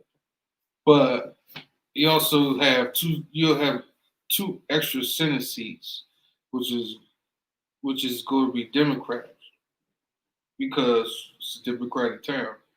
But for a long time, they didn't want to give District of Columbia statehood because Democrat seats will take over automatically. Yeah, because it will make it be like it's 50-50 now. Like that will make it automatically a Democratic joint. Yeah. Right, 52-50 or 52. So that's how Republicans think anyway. They think, okay, does that benefit us or Democrats? That's how they think. With everything and shit. So basically, you'd be paying taxes, high taxes, to no representation because of Republicans for a long time. Yeah. But they like that shit. 74 million like that shit. 75, whatever the fuck. So you'll be sitting there paying us as district residents paying taxes for nothing. Shouts out to everybody, man, to stay up, watch us on YouTube, Facebook group. We appreciate you a whole lot. Check us out on Wednesdays. You know what I'm saying? It's on Spotify, Google Podcasts, and Apple Podcasts. You know what I'm saying, Doc? That's when you can check us out. Yeah, I don't know if y'all heard about Winnie Williams and her brother beefing and shit. Y'all heard about that shit? Well, I think her mother passed away from COVID or something, right? Sorry to hear that. So her brother must be beefing for the wheel money. You know, her brother, I think her brother got that shit. He said he got COVID, yeah. Oh, the COVID. Oh, she got it too, though. Remember? That's why she left the show. She got COVID. I thought she left the show because she was running her mouth and told her to shut up. Yeah, she got that. Her mother had it. But the brother was mad because she didn't go to the funeral and shit. I mean, so I want to know between both of y'all, is it all right if your what's her mother passed away? Is it wrong for her not to go to the funeral? Nah, you gotta go for mother. Probably iffy, but mother always. Let's see. And she brought you in this young dog. You know, you got to at least pay her respect. Died of COVID. First of all, we died with COVID. At the beginning of it, remember, you couldn't even go to a funeral. They just cremate the body, put it in the urns, mail it to you. Or they just have it and only like 5, 6 people come. Right, spaced out. But if she have COVID, did she have COVID at the same time it was the funeral? It got to be different details of what's going on with I that. think the brother got it. Shit. I got it. My mother died. I'm gonna say my respect, and I'm gonna be gone. They can bury it, but not to go at all. No. Yeah, she ain't go at all. So it's She something ain't go behind at that. Maybe all. she was shitty to her. You never know though. There's always 2 sides to a story. It is. Maybe she was nice to the brother and shitty to Wendy. I don't know. Sometimes you gotta realize, man, people feelings and shit, man, with stuff, man. Like People's feelings and I stuff. don't know, man. It's hard to explain. Like when my grandma passed away, I went to the funeral, but I wasn't at the funeral. Like mentally, I didn't go. I went, but I wasn't with people and shit. I was kind of zoned out, you know. I wasn't there. I basically didn't go either. You know what I'm saying? I ain't dress up.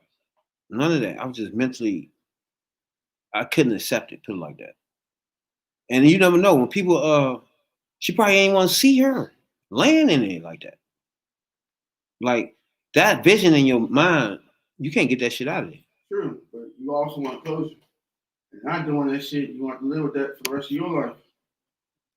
You say bye, you know what I'm saying? Especially if she was good to you, you pay respect. Say, I remember your lessons. You always be with me. Whatever you say to yourself. You know? And what if you just always want to keep the memories that you had? If you go back up there and see her, that vision will be there.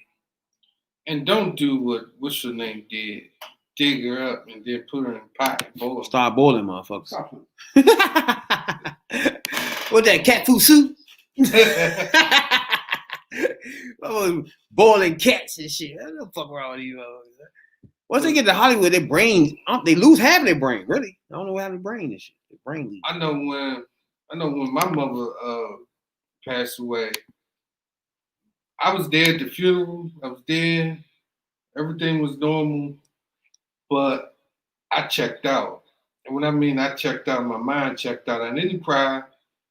My soul just cold. Like, I'm sorry. People come up to me, I'm sorry. I wouldn't say anything. I know what you're saying. I just wouldn't say nothing. Like, I just sit there with a cold look, just look at you like you wild as shit or something. Yeah. And I just walk the fuck off. And then, like, what's wrong? I mean, you know what's wrong with me, motherfucker. Yeah. You know what I'm saying? I know what you're saying, because there's no way to how you would react like that and engage with people. You feel me? Like that's what a funeral calls you to do. Like I lost my grandmother, right? So now it calls you to engage with people, not you know what I'm saying. Accept this first and get over this. You just lost her. You gotta go engage with people in the middle of the sorrow. That's hard. I know I couldn't wait to get the fuck by myself when the funeral happened. I just wanted. I ain't go to the after thing. No, I ain't do that part. I did all that. I was in the limo, we buried her, people hugging, crying, all that. And I'm like, I just want to be by my fucking self for a minute. You know what I'm saying? You know what I'm saying? You never know. That's what I was saying, because you just don't know what people think. I ain't wasn't crying or nothing like that, but I just want to be by myself, like just me, you know, just me looking in the mirror, staring at a wall, or looking at a tree or something for some hours and shit, and try to connect the dots to what the fuck just happened. You know what I'm saying? It just, you know, it's hard to cope. I know that's exactly. So I'm I don't know, man. They going back and forth on he got a little YouTube joint, so he going back and forth with her. It's her brother.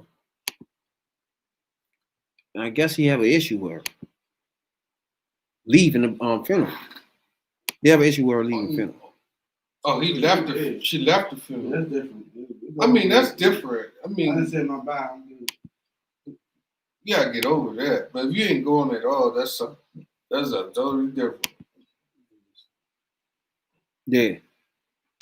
Name Tommy Williams.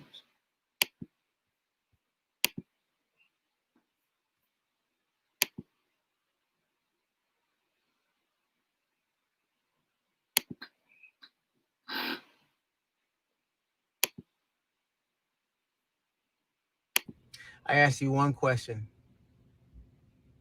Why didn't you go to the funeral? Why couldn't you call Daddy and let him know why? Why couldn't you, if it was that serious, if it was that much of a stance, then what was the problem? I was there when you came in on that night of the dawning of the wake. And you told us, you told Daddy that you had to race back to New York, handle business. You were only going to be in town for the viewing. We didn't even know. He didn't even know. I mean, it doesn't matter if I knew or not. Your father didn't even know that you were in town for the funeral. You were out eating lunch with your ex and your son, which wouldn't be a problem, I guess. I guess if you had told your father that, or I mean, he was hurt. He's hurt. He's hurt, Wendy. That's why I'm here right now. Because it's not fair. It's not right. It's painful. It's painful for him. It's painful for me. It's painful for the family. We have a small family, fragmented because of this. Because I put my foot all the way in it, and I'm going to twist it, and I'm going to keep it in there. You could call me out. You could say whatever you want about me, Wendy. It's not about that, right? I'm married 21 years. You were married 21 years, right? It's not about Kevin. Kevin came to the viewing. I thought that was great. Thanked him. Thought it was wonderful. So he really have an issue with her not coming. Not even that. Why the fuck are you on YouTube or Facebook or Instagram Live? Instead of just calling your sister and be like, yo, look, I got a problem. It's like to me, you searching for something because we ain't even know this. You try to publicize. Yeah, why you trying to publicly shame her? You don't know what she was going through. You don't know her state of mind. And maybe she didn't want to. Maybe like the rapper said, just brought too painful money. Everybody can't do things. No bullshit. So why not just talk to her? And if your father felt that way, then your father need to be talking to her. Why are you trying to be the middleman? It seems like what are you getting out of this besides the trying to socially shame her? The 15 minutes of fame. You know, 15 fucking minutes of fame. We don't know who you are. We're not trying to figure out who you are. They don't go ask Wendy all this shit. Now you just brought more spotlight to her. Exactly. And the time that she probably grieving. Exactly. Come on, man. Make it make sense, man. I ain't gonna be my brother. Smack shit out. What the fuck wrong with you, man? I'm serious, man. Come to me, man. I'm doing that dumb shit, man. Smack shit out. Most definitely, yeah. Can't stand that shit. Family shit is family shit. But the world need to know that shit. Right. You're right, though. I mean, I didn't even know her people passed away. I don't even think they announced that on.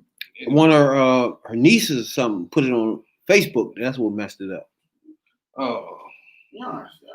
Really? Wendy's been famous for a minute. Y'all just now trying to get on?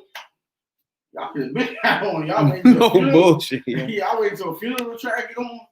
It's too late for that. Y'all trying to shame this woman, but she obviously in pain. And don't know how to deal with that. Nobody know how to deal with that shit, dog. Especially if it's your mother. Yeah, you don't know, you know. That shit ain't right. I get it. Some people are like, yeah, they mothers was shitty, and I get that. That's still your mother. You still came out there. You wouldn't. If you didn't come out there, you would not be here. So I get it. You know what I'm saying? Some people, their mother's is the best thing for them. Some people, like I know some people that had mothers, or their children try to do for them whatever the best they could, but their mother just rejected them for some type of reasons. And, it kind of bothers me because I'm like, damn, my mother was never like that to me. And I'm like, damn, like, she was the nicest woman in the world, but she gone because of some shit. But it's like, they'll do the best they can for their parent, but then they won't get that same 100% back to them. And I know it hurts them so damn bad, but you know, try to use funeral to use that platform to act a fool, so to speak, or to shame somebody is the wrong way to go. You don't never want to do that because now it's not no more. It's not no longer a funeral thing. It's not no more of a grievance thing or console family members. Now it would be ever thought of like you weren't there, just stand the third, blah blah blah. Exactly. You ain't come around. You ain't been around. You only came for the will reading, like for some money or this or that. And it's like, god damn. Like, it's a funeral. It's not a game show at all. You're right. You ain't there to win. That's how families do, though. I know, man. That shit hurts. But see, this right here, I don't know, man. I don't like her anyway. She always talking about people and shit. I ain't lying. Every time she talk about the Beehive, next thing you know, 3 weeks she ain't on her show. But I don't know, man. Every time she talk about the Beehive, 3 weeks she got to take a sabbatical. But I ain't got her having to go to the funeral channel. That's just nonsense right there. I don't see that. Yeah, it's like everybody moving their own ways. Like you say, some people really can't do it. Can't look at them like that. That'd be an issue. And for them to use that platform to act a fool, it's not a good way to go. Exactly. What it do? I appreciate everybody tuning in, man. Spotify, Google Podcasts, Apple Podcasts. We appreciate it a whole lot. You know what I'm saying? Radical Rail, OnlyFans J. I'm Rad B.I.D. Jones. You know what I'm saying? Though, I just want to know that y'all heard about Raz-B been talking about been molested and all that shit, right? Yeah, B2K. All B2K. Yeah. And niggas getting ran through. I heard it back in the day though, they was talking about that shit. Nah, recently. I'm gonna be honest with you. The music industry, when it comes to teenage boys, has always been that way. The Corey brothers, both of them was molested. Corey brothers. Oh, the white boys? Yeah. I know what you're talking about. They actors, right? Yeah. Yeah. They was on the Goonies and shit. Yeah. But see, they even made a movie about it. It's not cool. Well, you had like B2K and all them. They would use to like live with the managers. You know what I'm saying? Because let's say I live in DC. That's how it started off. I say I live in DC, the managers, everything popping in LA. My kid got to be in LA. Now we're not gonna be going back and forth in LA. Right? No, he is. But the kids are minors. So they got to sign these kids off to the managers. That's the one thing about music industry that people don't know. That when it's a kid act like that, the parents have to sign them off. No, I'm Joe Jackson. Because that manager can't take them state to state to state if he's not the parent. So basically, you got to sign your. You see what I'm saying? So he can't take them to this interview, to this studio, and he can't move around unless he sign off. Unless she sign off for him to keep him. That's the only way that works with these children. The groups. You know what I'm saying? They used to have the B2 joint when they was little. When they first started, like back then, right here. They used to be in a little house and shit. They look like immature. Yeah, that's immature. Yeah. They had a little house where they all stayed in, right? Now, all these niggas, well, Raz-B is saying all these niggas took dick. Yeah, man. It's all dick style. Now, Lil Younger right here was the original, in the original group, the little Filipino Younger right here. But he was originally in the group. You talking about a Lil Wrong? Exactly. No. I think that is his name, the Spanish, the Puerto Rican young, Filipino. But he left the group early because his parents took him out. Now you gotta realize his parents Filipino though. And they want them in school. Damn, this rap shit is just this music. You can forget about that. You know what I'm saying? Your ass going to school, ain't going to college, and all that shit. You know what I'm saying? So they took him out ASAP. That's when they put mixed the group up and did the B2K and all that good stuff. You know what I'm saying? I remember they took him out. He was on. I remember they was on House Party, and they took one of them out, replaced him with somebody else. And First of all, why you got these little boys laying up here? What are they doing? I'm looking at that. Who did that? He got the back of his head on his Why is he nut. leaning on him and he ain't got no shoes? His feet. What are they doing? Who did that? That's promo right All right, to me, the dude that they saying, all right, what's his name? Let's get on this bound ass. I know it's B2K. This is I That's yeah. Immature. No, Immature. immature dudes ain't do that. It was the other one. They all was in together. No, they wasn't. Immature was a different group. No, but they was all together. They was all managed by the same They person. was all managed by the Stokes. They did get managed by the same person. This guy right here. Matter of fact, Marcus Houston cousin is Omarion, isn't it? I did. It's not, I think one of them was brother. Mm-mm. And B2K, one of them is his brother. But they all is kind of mixed together because they all living together. You see what I'm saying? And that's who's that? Immature, B2K. It's like a morph of one to the other. Now Stokes, this is Stokes right, Chris Stokes. He was the one was managing it. He do look a little Stokey. Now, just looking at him, do you think that's what I'm about to say? He do look a little Stokey. So just people all look. No, just looking at him, what would you think? Right? So now he have kids in his house. You sent your children there to do music, right? And other things. They saying this man had them sucking each other dicks, man. No. That's what main man said. No. I believe it. I mean, it happened, but no. My son was like, yo, pop, some funny shit happened. Come get me. Main man say he had them getting in showers together, sucking each other dick. No, he did it. So now Me Too movement need to come after his ass. No, that's what I'm about to get to right now. Man, ain't no Like- like movement. All us 4 or 5 about to go shoot this Dog, motherfucker. if this motherfucker right here, Chris Stokes, if he set up a fucking house, let's get over the fact that they immature and all these people, right? If he had a house where he was the manager of music, right? And he set up with kids in there, he was molesting these kids and making them fuck each other, dog. Forget their names for a minute. He need to be on Me Too list, whatever the fuck that list is. Hey, you gotta get, what the fuck? You can't let this slide. If that's true, put it like that, if that's true. They can't have no fathers. There's no man gonna let you tell me that, not look at you. And your son said the same thing. If me and you both ain't going to get this nigga and hang him and torture this motherfucker, cutting limbs and shit off, then I don't know what to tell you. As I'm hearing more about this situation, dog, I'm getting more and more irritated, right? Because at first it was just like some shit going on my head. You know what I'm saying? But now they back up in the fold of things talking about it. I'm getting into it, trying to figure out what they talking about now. You know what I'm saying? And the more and more I get into it, I'm like, hold on, nigga.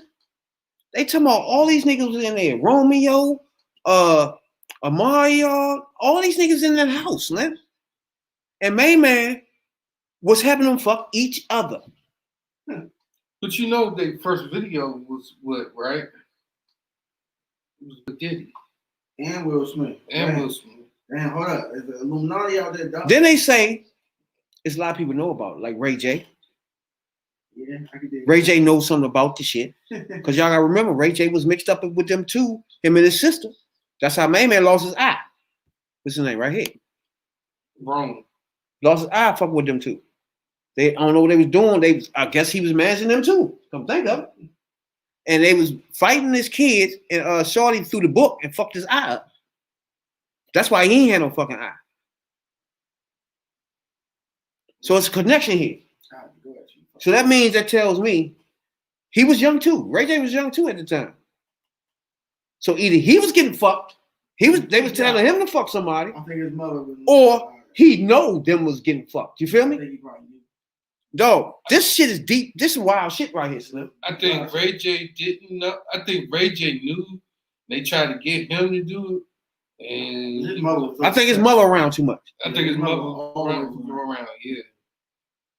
She ain't play with her kids. This right here is not good. Because if you got Amarion, B2K parents, I don't see none of them motherfuckers. I never even heard anything from them. This surfaced back in the early 2000s. now, But it makes you wonder. 2 days ago, Raz-B got on there and told him to take a lie detector test. But it makes you wonder about the other group that came later. Oh, he had a girls group. They said it was fuck. He was making fuck each other. Dog, this nigga was tripping. It was a girl group. Let me look at this up. What was the other group that came in later? The other boys group, all men group. No, It came right after B2K.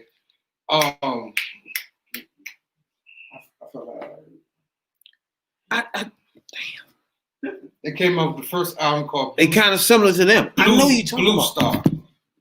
Star. Shit.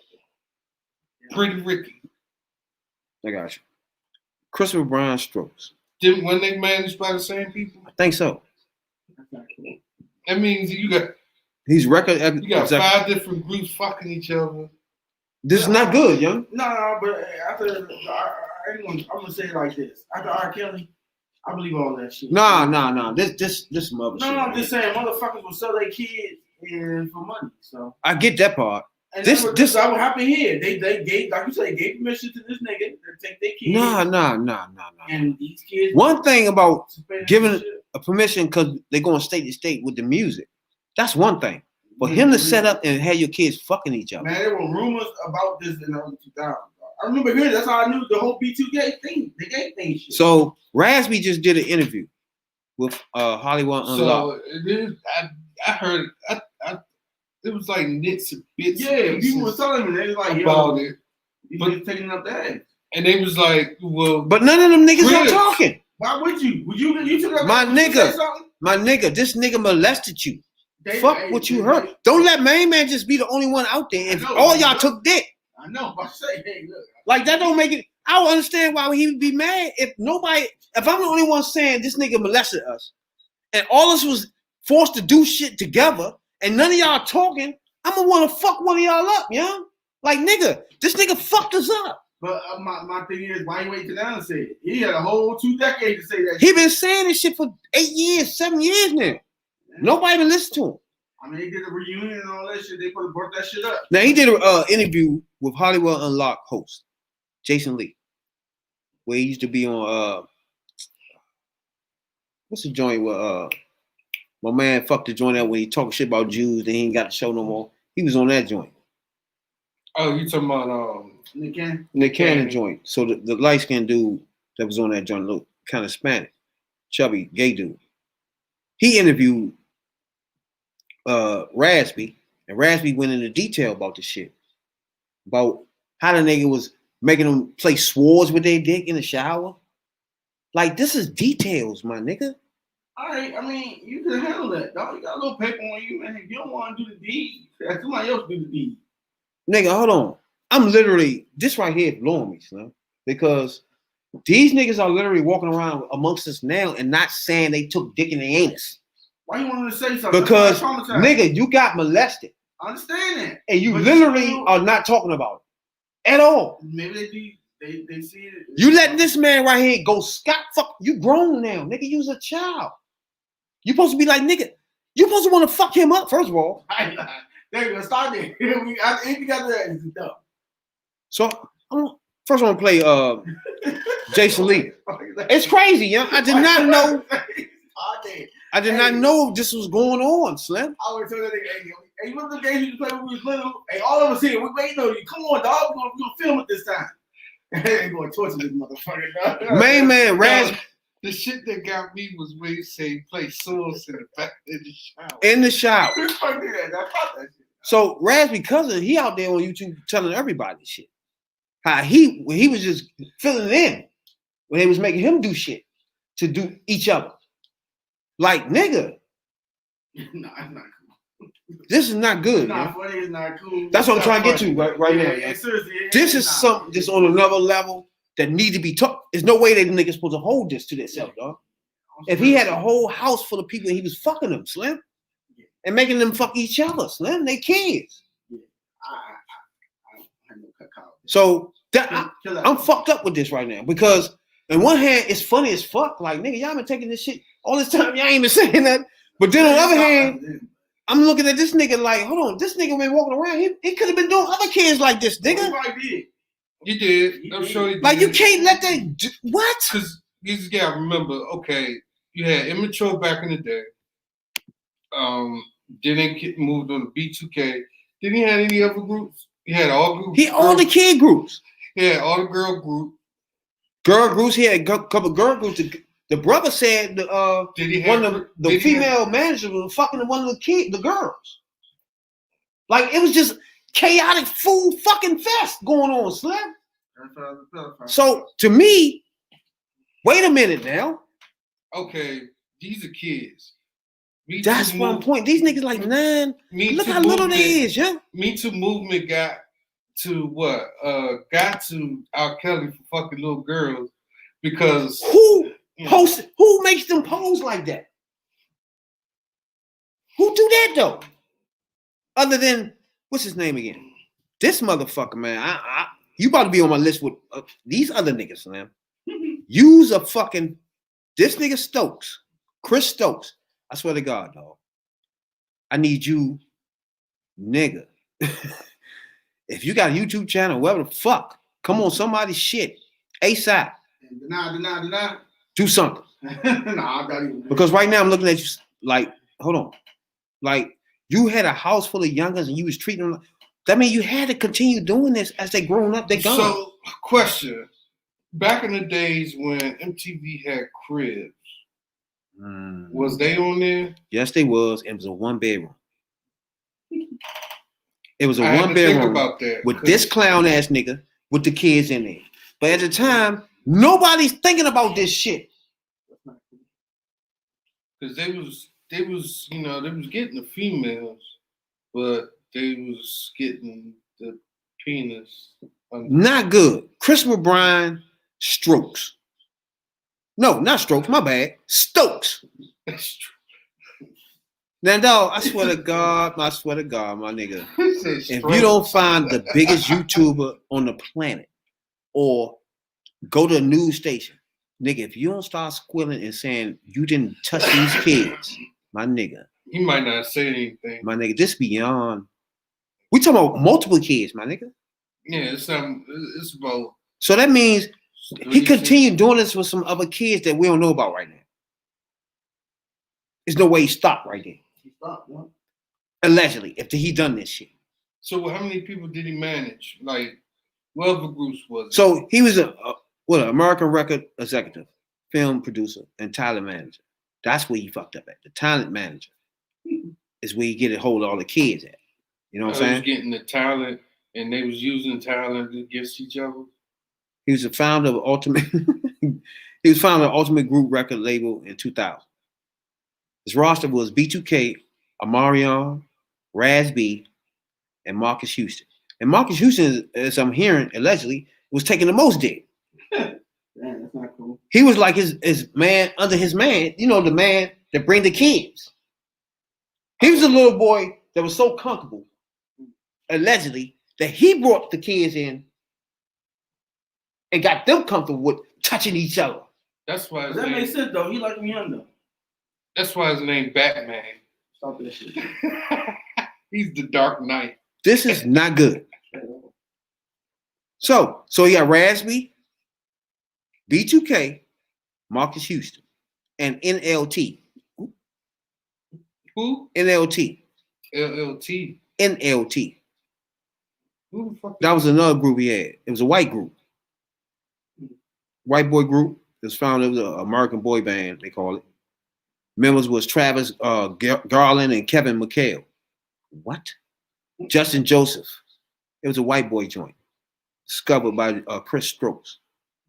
I keep saying Strokes. It's Stokes. You know what I'm saying? That's not a good look. Yeah. Sitting there and keep calling them Strokes. You know, and fucking with kids too. You know what I'm saying? You don't want to do that. Allegedly. Allegedly. So if he was doing this, we need clarification, my nigga. If you're not.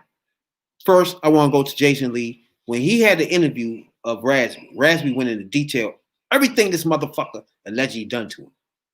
Okay? I mean, you can't tell me that you made everybody get in the shower and play swords with each other dicks. Right? And only one person say that happened. When all y'all dicks touched. You feel me? When you making them go up in each other anus, you cannot, allegedly, you cannot let that slide, Marion. If that happened, if somebody ran in your anus and he made that happen, you can't let that go. Okay? So I'm gonna let this this is serious shit, man. When I really think about this, you know, this is not good. It's not good. At all. All right, Jason Lee, he Hollywood Unlocked, he the host. He had the interview with Raz-B. Raz-B went in detail. So they banned it. Chris Stokes got his lawyers to ban the interview. So it's not airing. It's supposed to air yesterday. So it's not going to air because I'm about to let him explain what happened with the lawyers. Unlocked is much greater than the tea and always, spilling everybody's tea. My purpose is to be able to shed light on real conversations. We pivoted at my show sometime last year to bring you real issues, real conversations, and still have. Pause it right there. Already. Already, man. It's already gone left. When he said his first words just now, he already, I think that shit was real.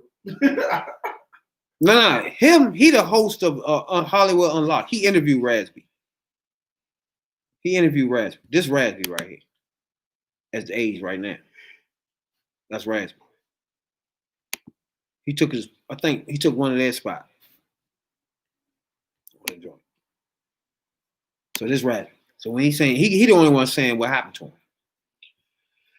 So I'm Jason Lee was the one that he interviewed. Sexual abuse that he's endured as a victim of sex violence from family members and people around him, and as an artist in B2K and as an individual in this world. I think oftentimes Raz-B has been a headline, and he admitted in the interview to drug abuse and to alcoholism, but it was a very humbling conversation where he was talking about being raped as a kid.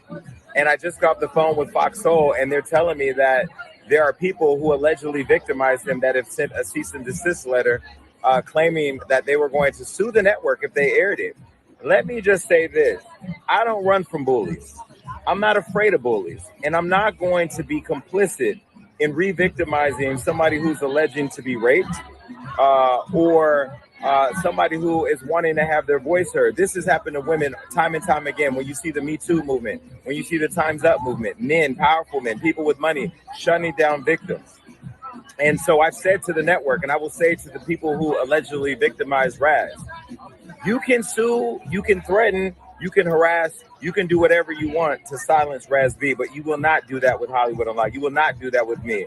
So tonight, the show will not be airing. We're going to air a different show. And I ask everybody to tune in to Fox Soul to watch that show. But I give you my word. I give you my commitment. There will be lots of conversations with attorneys. And if I got to call the FB motherfucking I and the police and the district attorney of Los Angeles myself, that show will air.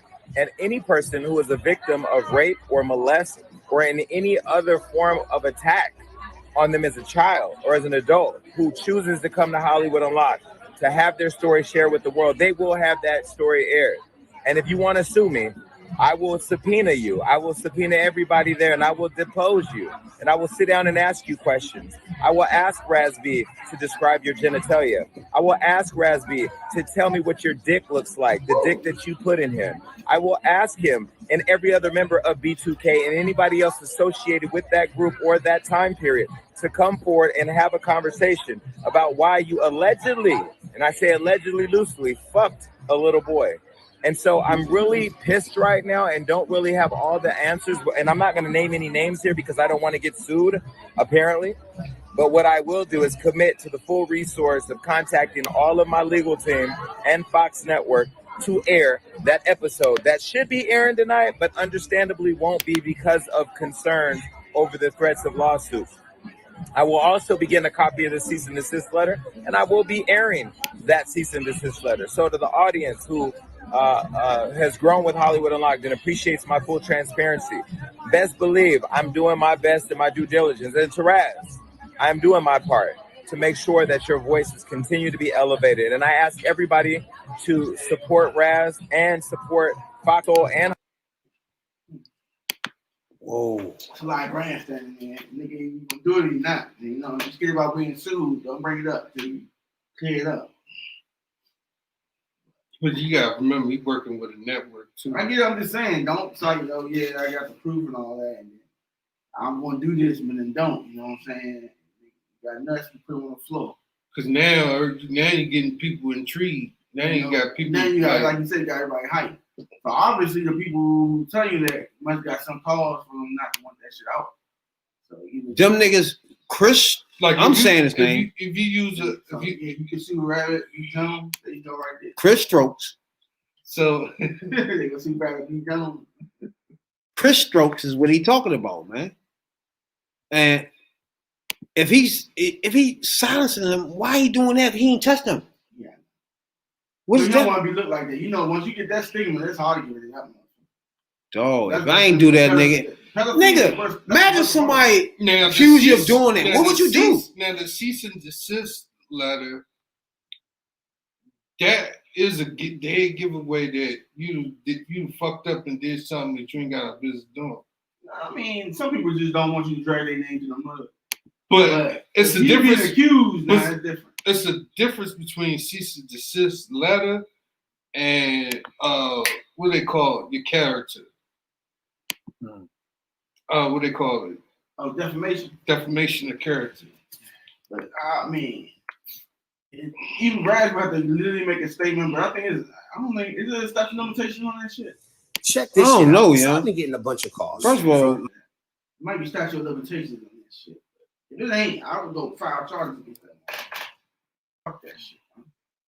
Because now you got people like, okay, now you getting everybody attention now. Yeah, now you be like, ain't no now file against and their Me Too movement, if they come out, or what's the other one that he just said? Time's up. Time's up. That nigga a pedo, and everybody know he a pedo, and they protecting them. Y'all should cancel all them motherfuckers. That's what I'm saying. This right here is another level of craziness. You can't do R. Kelly and then don't do this. That's another level. Right? This is another you level. can't do wrong. You can't do Bill Cosby. You can't do this dude. You can't do what's his Weinstein. Nigga, if you think about this, if this is true, he had a set up where he had kids coming in under the he was music man. He was gonna bring them music, not take them in the shower. I mean, what the fuck? On guard. Over there playing. Here go Raz-B. Check this shit out. So I've been getting a bunch of calls from my loved ones, people that support me. And they're like, take this down, deal with this privately. But I say, yo, they've ruined me publicly. They've tried to smear my testimony, make me out to look crazy, got people looking at me sideways, got people thinking that I'm gay, and I'm not because I was molested by a pedophile. So this is how we do this. Since y'all want to try to shut me down publicly with sending out cease and desist letters, let's get in the room with the lawyers and let's take a polygraph test. I'm going to take the test. And when I take the test, you can do whatever it is that you need to do. When you take it and when you fail, you take this fade and you take that bit. Because I'm tired of being bullied and I'm not going to be bullied no more. Check this shit out. Did he say take this fade? Yeah. I think he used that in the wrong term, but it's okay. I get him, dog. You know what I'm saying? He don't take that shit no more. Cease and desist letters. I mean, he had an interview with me, man. And they stopping it. Because, you know, once that's out there, like you say, everybody coming for that man. Everybody gonna come for him. And he know that. That's why he ain't trying. But that, if it were me, first of all, I would have denounced that shit. I'm like, look, man, I don't know what they talking about. That wasn't me. I ain't do that. If I don't hear that, that automatically make you guilty. When you don't come I don't out get and that. jump in front of that shit, like, look, I'm telling the whole world, look, I ain't no pedophile. The whole world gonna know. I mean, I ain't Because doing this that fucks shit. you up. Not only your pedophile, you fucking boys. I mean, it fucks you up double. Yeah.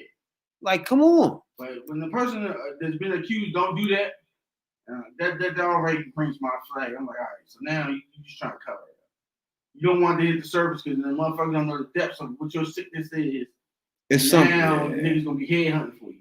It is not good what I'm smelling. Yeah. You use all the money you made in your life, like Bill Cosby, defending yourself. Something don't smell good. Yeah, don't even, because I ain't heard him yet. He ain't came out and say he didn't do it. That's the part I'm not liking. You gotta say that shit. Nigga, if you did this, he need to be locked up, Slim. Fuck what you heard. Chris Stokes, what the fuck his name is? If you don't believe in rehabilitation and second chance, My nigga, if he had a house where he did these kids like that, though, he need to be locked the fuck up ASAP. And if he's still doing it, yeah, He gotta be still doing it. No. These niggas should be locked up too because they not saying nothing. Why? Because he could do more kids. I understand that, but So how many years it's been? like 10 grieving. years? That's like grieving, right? It's been 10 years since they 14, almost 15, 20 years now. Yeah, You mean to tell me he ain't touched no more fucking kids since then? That's their fault now. How? Come on, Slim. They've been abused. They mind fucked up. Nigga, You know the deal if with these that. niggas, Amarion, B2K, Fizz, all these niggas was playing, he had them playing with themselves allegedly and fucking each other, and they ain't said shit in 20 years and let him fuck other kids, it's their fucking fault. No, you can't say that. Are you serious? A trauma affects people differently. Not that many of y'all together. And y'all all still around each other now to this day and y'all grown. But you missing a point. Some people don't want to deal with it. You can't make a victim deal with the issue. some people You can't process it. they grow up, they already knew what was going on. They already And trying to knew just what keep it happened. quiet. And you know, they might got a fear people might judge them. Yeah. They might got a fear. You fucking in the butt and you gay. I'm like, Nah, it's where they at right now. It's where their problem starts. It's like all of them is somewhere in their career. If this hits, it fucks them up. Fucks your credibility. But nigga, you gotta forget about that. If this is a fucking molester and he molested you, that means he's still doing that. He's not just gonna go cold turkey, nigga, because y'all grown up. Really? you want somebody to be an activist and they don't want to be an activist. It's like 6, 7 of them though. So what? They're not ready. Raz-B the only one. You can't ready even to be come out. scared when it's that many of y'all You're together. missing the whole point. The whole point is they don't want to come out and say it. They don't want to admit that it happened to them. Boog, he got something coming. Okay. This was when he first came. So my out thing is, and I said- can't protect And everybody somebody called anymore. him Fizz to go out and to call try to me a stop him homo. from saying it. I want y'all to listen to this lady on when the he gonna phone. set me up and he knew about the meeting at Mike Conception's house and in Compton. You know what I'm saying? I can't. How can I not talk about people's business? You feel what I'm saying? And the problem is, this is what the problem is once I finally tell the truth, completely not the half truth, that's when everything's gonna completely go right for me in my life. I've been trying to protect Chris, Marcus, Omari, y'all, everybody have respect for everybody's family, but don't nobody show no love and respect for me. The house Boog living in, him and his family, I put him in it. But y'all want to take money out of Raz's pocket and make it seem like I'm the crazy nigga. And them niggas don't want to stand here and back me up, but y'all calling my phone. Like, I'm cool. I don't got nothing against you. I don't got nothing against the boys, but like Fizz still to this day never said sorry. You know what I'm saying? Nobody's never really said, Raz, I really got your back. Thank you. Because you know what? Me and Boog was in the room together. Chris Stokes put us in the room together and made us do stuff together. You feel me? Me and Jarrell, Houston. So it's like I've been protecting people for a long time. I have nothing to lose. I have no one to fear. And it's tacky. And I don't give a fuck about B2K. Fuck B2K. You know what I'm saying? I am B2K. And if shit.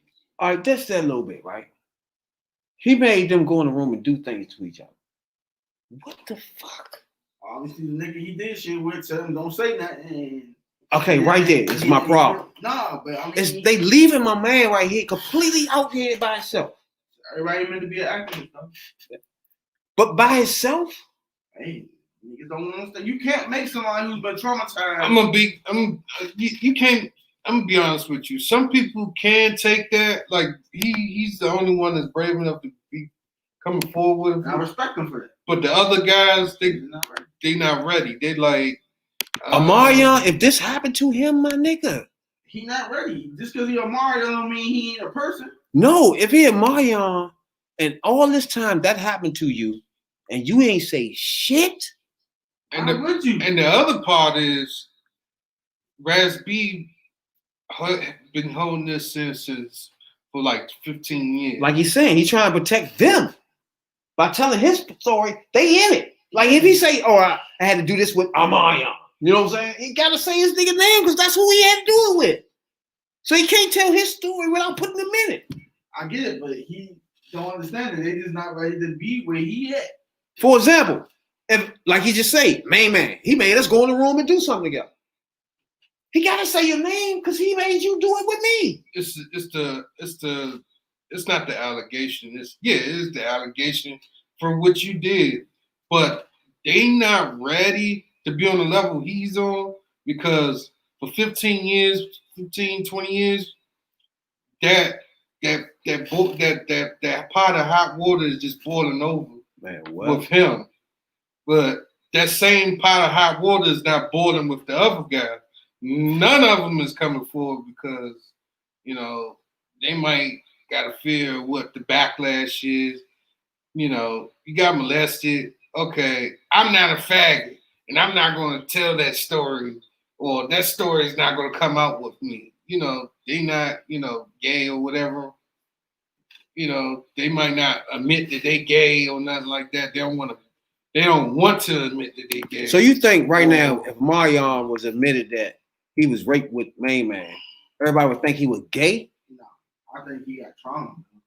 I think he ain't ready to deal with his trauma. I think all of them got trauma. So you think that, all right, at first, do each one of y'all think this happened to Marion then? Yeah. In a way, it just happened to Bug and him. Yeah. All four of them was there, so you know. It was more, yeah, all them groups, yeah. And then he said Marcus Houston said his name. He said he was in the room. That's not cool. Stokes was with Ray J, like you said, Ray J and them, but they have their mother with them. She wasn't playing that shit. But the whole point is, and something Ray J know too, man. If Ray J know these youngers were getting fucked, he need to be locked the fuck up. If Ray J know all these fucking years, he been witnessing them getting touched, them being played with, and he knew it all this fucking time and ain't saying shit, my nigga. Well, if Ray J knew about it, he need to talk to him. Like, you know, Ray J was around at this time as they was kids. Did he touch Ray J too, or Ray J know? I think he know because they must. He don't know nothing now. He was dead. Remember, his sister put Main Man fucking out. All of them is there together. You know, it's a lot of people not talking. Be honest with you. Oh, Raz-B, I know you ain't going Vlad. I think it's so many people not talking. It's ridiculous. It's ridiculous. It's like so many people been touched. They not talking, and so many people that was around that know it and not talking. They not ready to say anything. That's when. This is not good, my nigga. This is when the movement supposed to. Just let me know it's a lot of sick motherfuckers. That mean the whole atmosphere was him directing kids to do sexual shit. That was the atmosphere then. That mean everybody grown in there knew it, and they was even helping them, or they was involved. It's the only way this can happen with all these kids, and everybody think it's okay. Like, if you tell me to go in the shower with 3 other boys, I'm looking at you like a fucking fool, right? So obviously to them, it looked like it must have been okay. It must have been normal where they was at. Or they didn't want to question them. And then for him to say, hey, then y'all do something with y'all. What are you talking about, my nigga? Even when I was 9, I'm looking at you like, fuck you talking about right now? You know what I'm saying? I'm not getting in the shower with them. I'm not doing it. I think when you start bathing kids together with 4 or 5. He put them in the shower. They like, what, 9, 10, 11 or some shit? You start that shit. No, you ain't supposed to be doing. They in the shower together. First of all, you're not authorized to tell no kid to do nothing about in that nature. It's not good, yo. Kids, you're supposed to just say, okay, kid. Who going in the shower first? Who going second, third, fourth, last? I swear to God, dog. Don't go in the shower together. If these people did this wild shit, dog, my nigga. If y'all stop, just think about that though, Rick. It's just fucked up. Yeah. You don't tell no kid to go take a shower together and start a fire with 2 sticks. And go fuck each other and play with each other. Like, no, nigga. In fact, let me call my father, because you just said some dumb shit, first of all. You know what I'm saying? Like, what you mean? I don't see my father like that. That's true. I don't hear him saying his parents. No, I don't hear him saying he went to his parents either. Again, that's the next step. Yeah. Like, Number 2, I was about to get to that. Parents. Like, you, Amarion, or whoever the fuck was in there, allegedly, playing with each other and fucking each other, why y'all wasn't saying nothing? Do y'all think y'all gay now? Or what's happening here? Because why y'all ain't explain that y'all was in this shit? I guess they was like, they don't want to lose their contract or their money, so they ain't say nothing. It's like you got the money dangling over your head. Exactly. And it's either tell this story or keep going on with your tours and shit. But to me, this is way more important, yeah. Because now you done let kids, he done fuck more kids since then. You can't tell. It ain't like you was watching this nigga, knowing that he fucked you when you was a child, so you can keep an eye on this nigga, make sure he don't do no other kids. Didn't do that. He didn't snitch either. So now what? You're not gonna tell me he ain't touched another kid since then, yeah? If he did that, allegedly. 15, 20 years ago, he ain't touched another kid since y'all? Nah. And y'all let that slide. And I'm telling you, if Ray J, I know he knows something too. If Ray J knows shit, he should have been saying something too, dog. Off the no bullshit. I think when these niggas was old enough to realize what the fuck was we doing? You know what I'm saying? Once that happened, you supposed to be like, nigga, if you don't stop playing, I'm about to tell Pops. ASAP. Pops, this nigga's had us doing this shit. Is that good? What are we doing? Nah. like, hey, Dad. Like, hey, Dad. Can I ask you something? You know? Yes, son. Is it okay that Had someone fight in the shower? You had a woo what? you know, start a fire with 2 sticks in the shower? Like, nigga, are y'all serious? Son, I would have done it. You like, son, what the fuck is going on over there? First of all, who told you to do that? Did you You started there, yeah. Like, who told you, like, what the fuck is going on over there? I thought you came. What you doing? Yeah, you started with that, yeah. Like, nigga, how this happened? Explain to me, direct me how this happened. Well, first of all, we got in the room and he told us to go to the back. Okay, what's his name again? What's his name? He told y'all go in the room and get in the back and turn around and did what? Yeah, he said he was gonna give us a pap smear in our ass. You know? Like nigga, what? Like, nigga, I'm not getting in the shower, first of all. So that was a difficult move for them all to get in the shower together. So, but right here on motherfucker, this is his brother. Now he was the backup. Now, even the backup got fumbled. Now he going into extra details. So that's more people coming out. So allegedly should not be allegedly no more. That is a lot of people, yeah. That's a couple of people that's coming out with this shit. Now he go on Sean Davey Wade show. He saw the things that you were gaining from when you had, know, the time that you had, and then he felt like, well, in order to be that way, I have to, I got to do what I got to do. So when he told you, when he got kicked out, when he went back, is that the reason he went back to Chris? Because there was a point to where he was still dealing with him after that first breakup. Can you ask me that question again, Sean? Yeah. So after he got kicked out of the house with Taz and Chris, and then because he ended up going back to Chris for a while and working with him.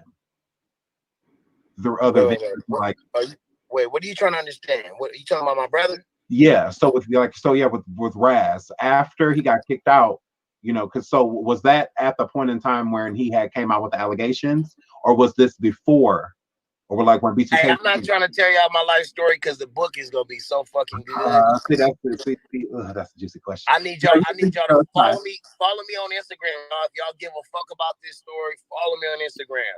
No. Follow me on Station Head. Download the app. We about to get real lit. I want to tell you everything, man. It's really fucking crazy, bro. Oh man, you know, I just gotta save this shit, man. I can't give it all to you, man. But just ask me what you want to ask me. Let's try to move along, man. Because I feel like we're jumping all over the place, and you're asking me, and I'm trying to tell you in order. But as I realize, it's gonna take longer, and I can't correct you about every little thing. But let's just try to keep it moving, man. A little more, man. Okay, no problem. So with all of that stuff that partaken and that went down, what do you think that your advice would be to anybody that would work with TUG Entertainment or Chris Stokes in general? Them companies don't exist anymore. They've been dissolved because so much dirt and money has been taken from these artists. There's so much fraudulent business. Those companies don't even exist. Mm-hmm. Yeah. How you build a company so big and then dissolve it? But so is he still not making movies? Footage Films is making movies.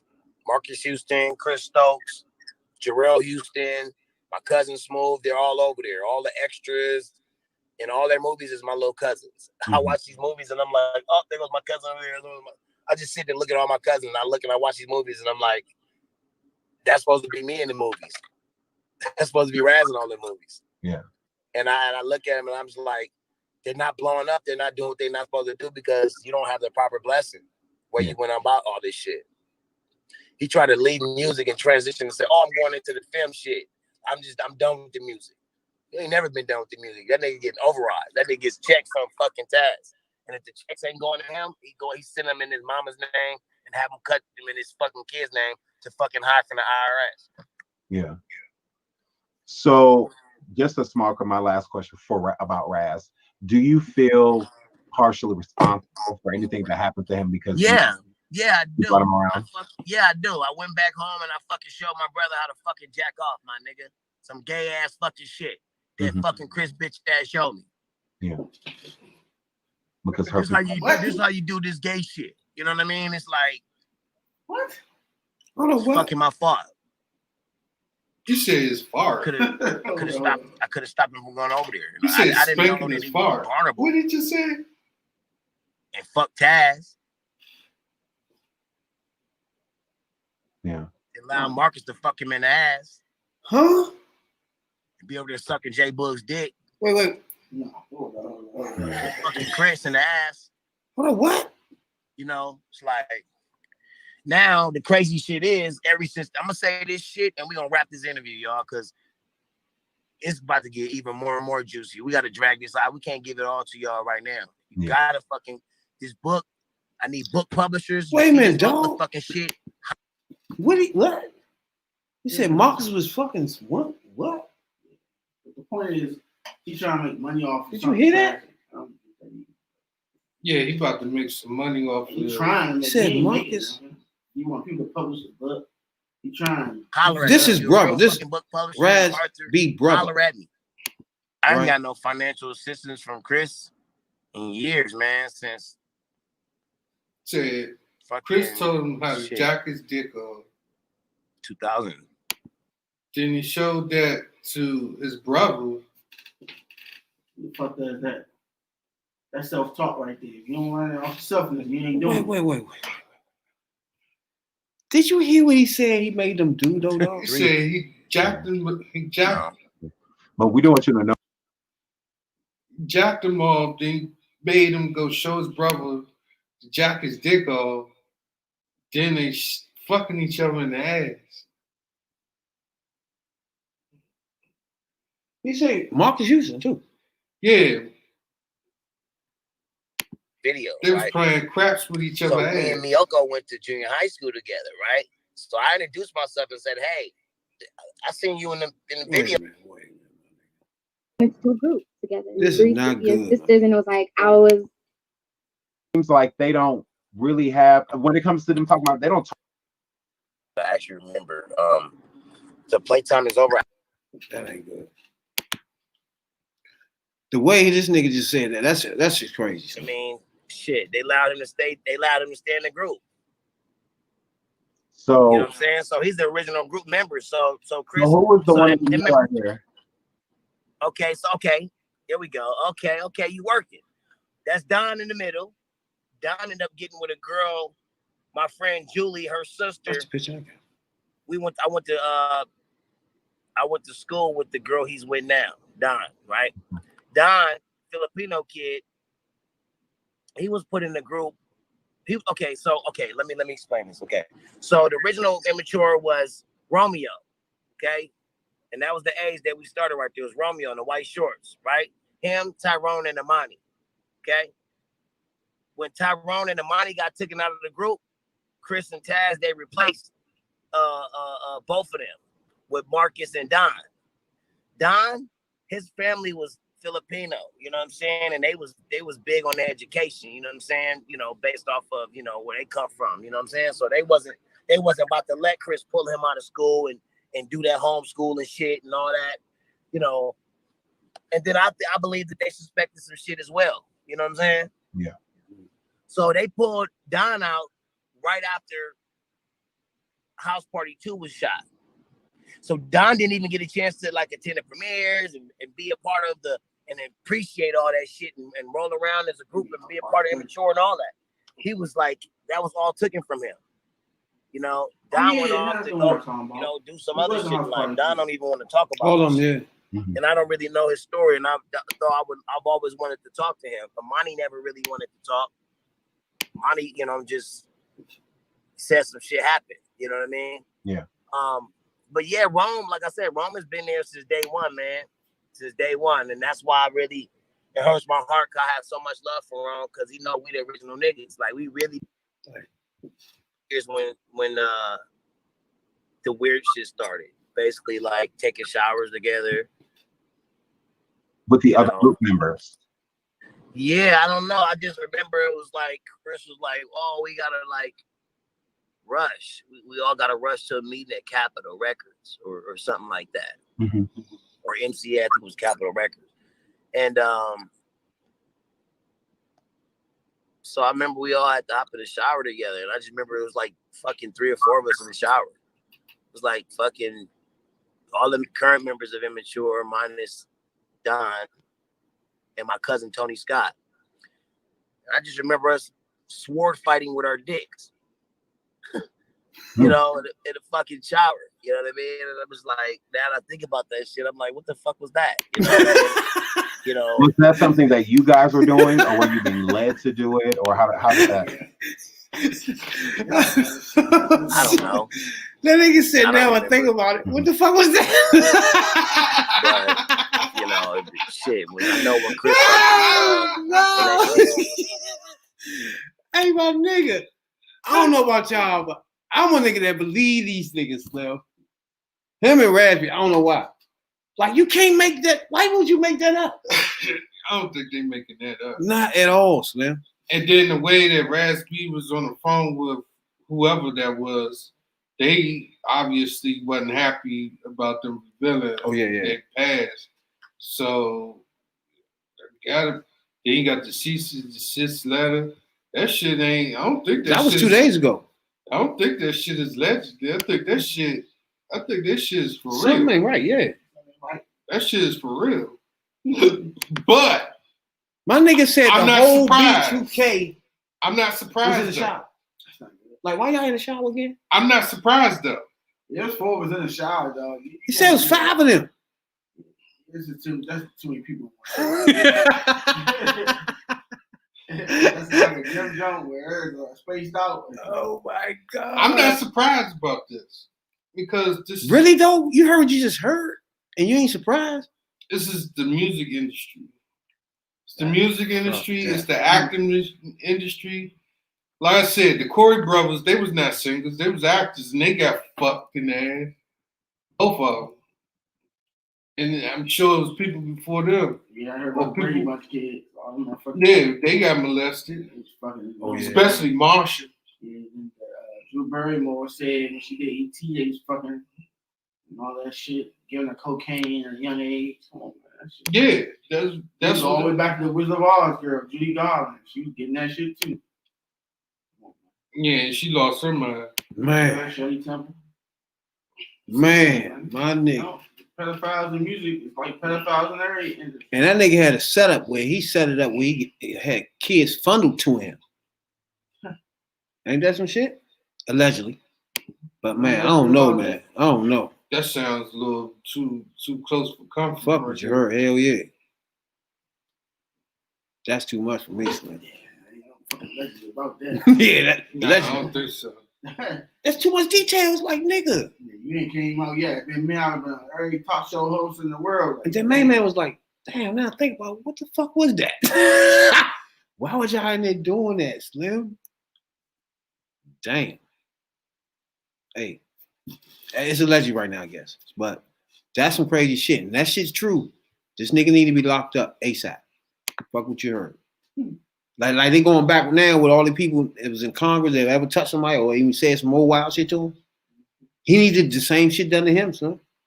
If that shit done, he done that shit. Fuck what you heard. That's crazy.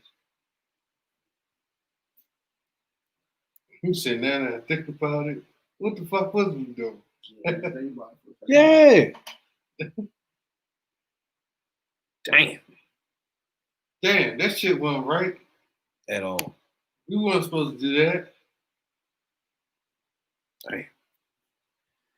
Yeah, that's fucked up. If that nigga doing that shit, he got to be locked up. Fuck what you heard. Fuck what you heard. I don't give a fuck what alleged or not. That's too much details for me. Yeah. That's two different people with details. And then you don't make up 4 or 5 people in the shower with you. You don't make that up. Like you got to add other people in. I mean, they was in there. That's crazy, son. Wow. Something you want to say? That's fucking crazy. We're going to hear more about this shit. Watch. I mean, you heard the rumors, but I didn't want to believe it. I thought it was a fucking meme or something. Yeah, remember all the females used to be all on these people? You too gay and all that shit. That shit not funny. It's not cool. And then us dudes used to be like, be too gay. That was going on. That's some sick shit. You know, come find out that was really going on. Damn. That was like this. Well, somebody told me that shit back when they was in their peak, when they stopped doing shit together. Yeah, on the radio. Somebody I remember said that they was taking shit up their ass and shit. I remember they said Diddy had something to do with it too, though. I said that earlier because remember allegedly. I was looking at one of the YouTube videos. Allegedly, him and Usher back in the day when they first started. Oh, I know. Yeah, you wanted this my way, right? Yeah, nice and slow. Nice and slow. You know? That's fucked up though, if that happened. Shit. That's crazy. Before we get out here though, we want man got shot in Texas and shit. Black man. Yeah. Heard about that joint? You still waiting on that 100-day Biden passed that bill, right? Now, this January 21, that's the first one, ain't it? Now, if they ain't running the Capitol, this would be the story of the day, right? But the Capitol thing is a huge thing. You can't overshadow that with that one black man getting killed again. But I'm gonna show the video. I want to know. Is that the one where he was in the yard, he wasn't right in the head? He came out the door? Yeah. Yeah. Yeah, that shit crazy. My thing, the quick shooting is crazy. Yeah, I don't get it. Yeah. Niggas be tripping. Next, the sounds of the stun device followed by gunshots. Hey, Dad, sit down. Sit down. Sit down. Wait. No, I told you don't use a gun. The officer shot Warren 3 times as his mother, wife, and sons watched from the porch. This is one of the worst police officer-involved shootings I've ever seen. The family's attorney says the situation last Sunday should. Now he got shot in front of his wife and his kids. And his mother. And his mother. And what did he do? Let me guess, he didn't listen. You got to use deadly force. Find your I ain't see no reason for your him to do happy all that. place. How about to say? Didn't sound like it. I'm like, you got a gun. What the fuck you gonna do to you? Let me see. All right. The thing that came out was I saw the video. Hold on, here you go. The officer shot What do you Warren mean? 3 times. They said that they came out twice the day before. They came out and had the mental officer to come, Followed by talk to him. gunshots. Hey, Dad, sit down. Sit down. Sit down. Or whatever. And No, then, I told you don't use a gun. The officer shot Warren 3 times as his mother, wife, Three, and not sons one. watched from the porch. This is one of the worst police officer involved shootings I've ever seen. The family's attorney says the situation last Sunday should not have ended this way. He showed up alone. He showed up untrained. He showed up hostile. All those things made for a deadly sort of cocktail, and this result could have completely been avoided. The department says Officer Contreras, a 5-year veteran, has been placed on administrative leave pending the results of the investigation. I try to think of things to just keep busy so I don't focus on that. It's hard to grieve when He was there's dead. still Saw that shit. an officer walking the streets that killed my father. And local and state law enforcement officials in Texas tell ABC News the investigation is ongoing. According to the family's attorney. It's Texas too. Remember that. Texas Pete. Fuck you, Texas. Now he came out with his hands out, but he kept walking towards the police officer, and he just started shooting. So I got my hands out. I ain't got nothing I can hurt you with. You don't shoot me one time. You shoot me 3. They didn't have the full details. 3 times. They didn't have the full details on the news. I know that the guy said that when he got on the phone to call the police, he said send a police, a person, mental police. A psychologist police. Because main man was off a little bit. He was off. Because they sent one the day before, so they didn't send one the day after. So what was the problem? That's the thing we've always been talking about too. Like you got to send the right personnel there.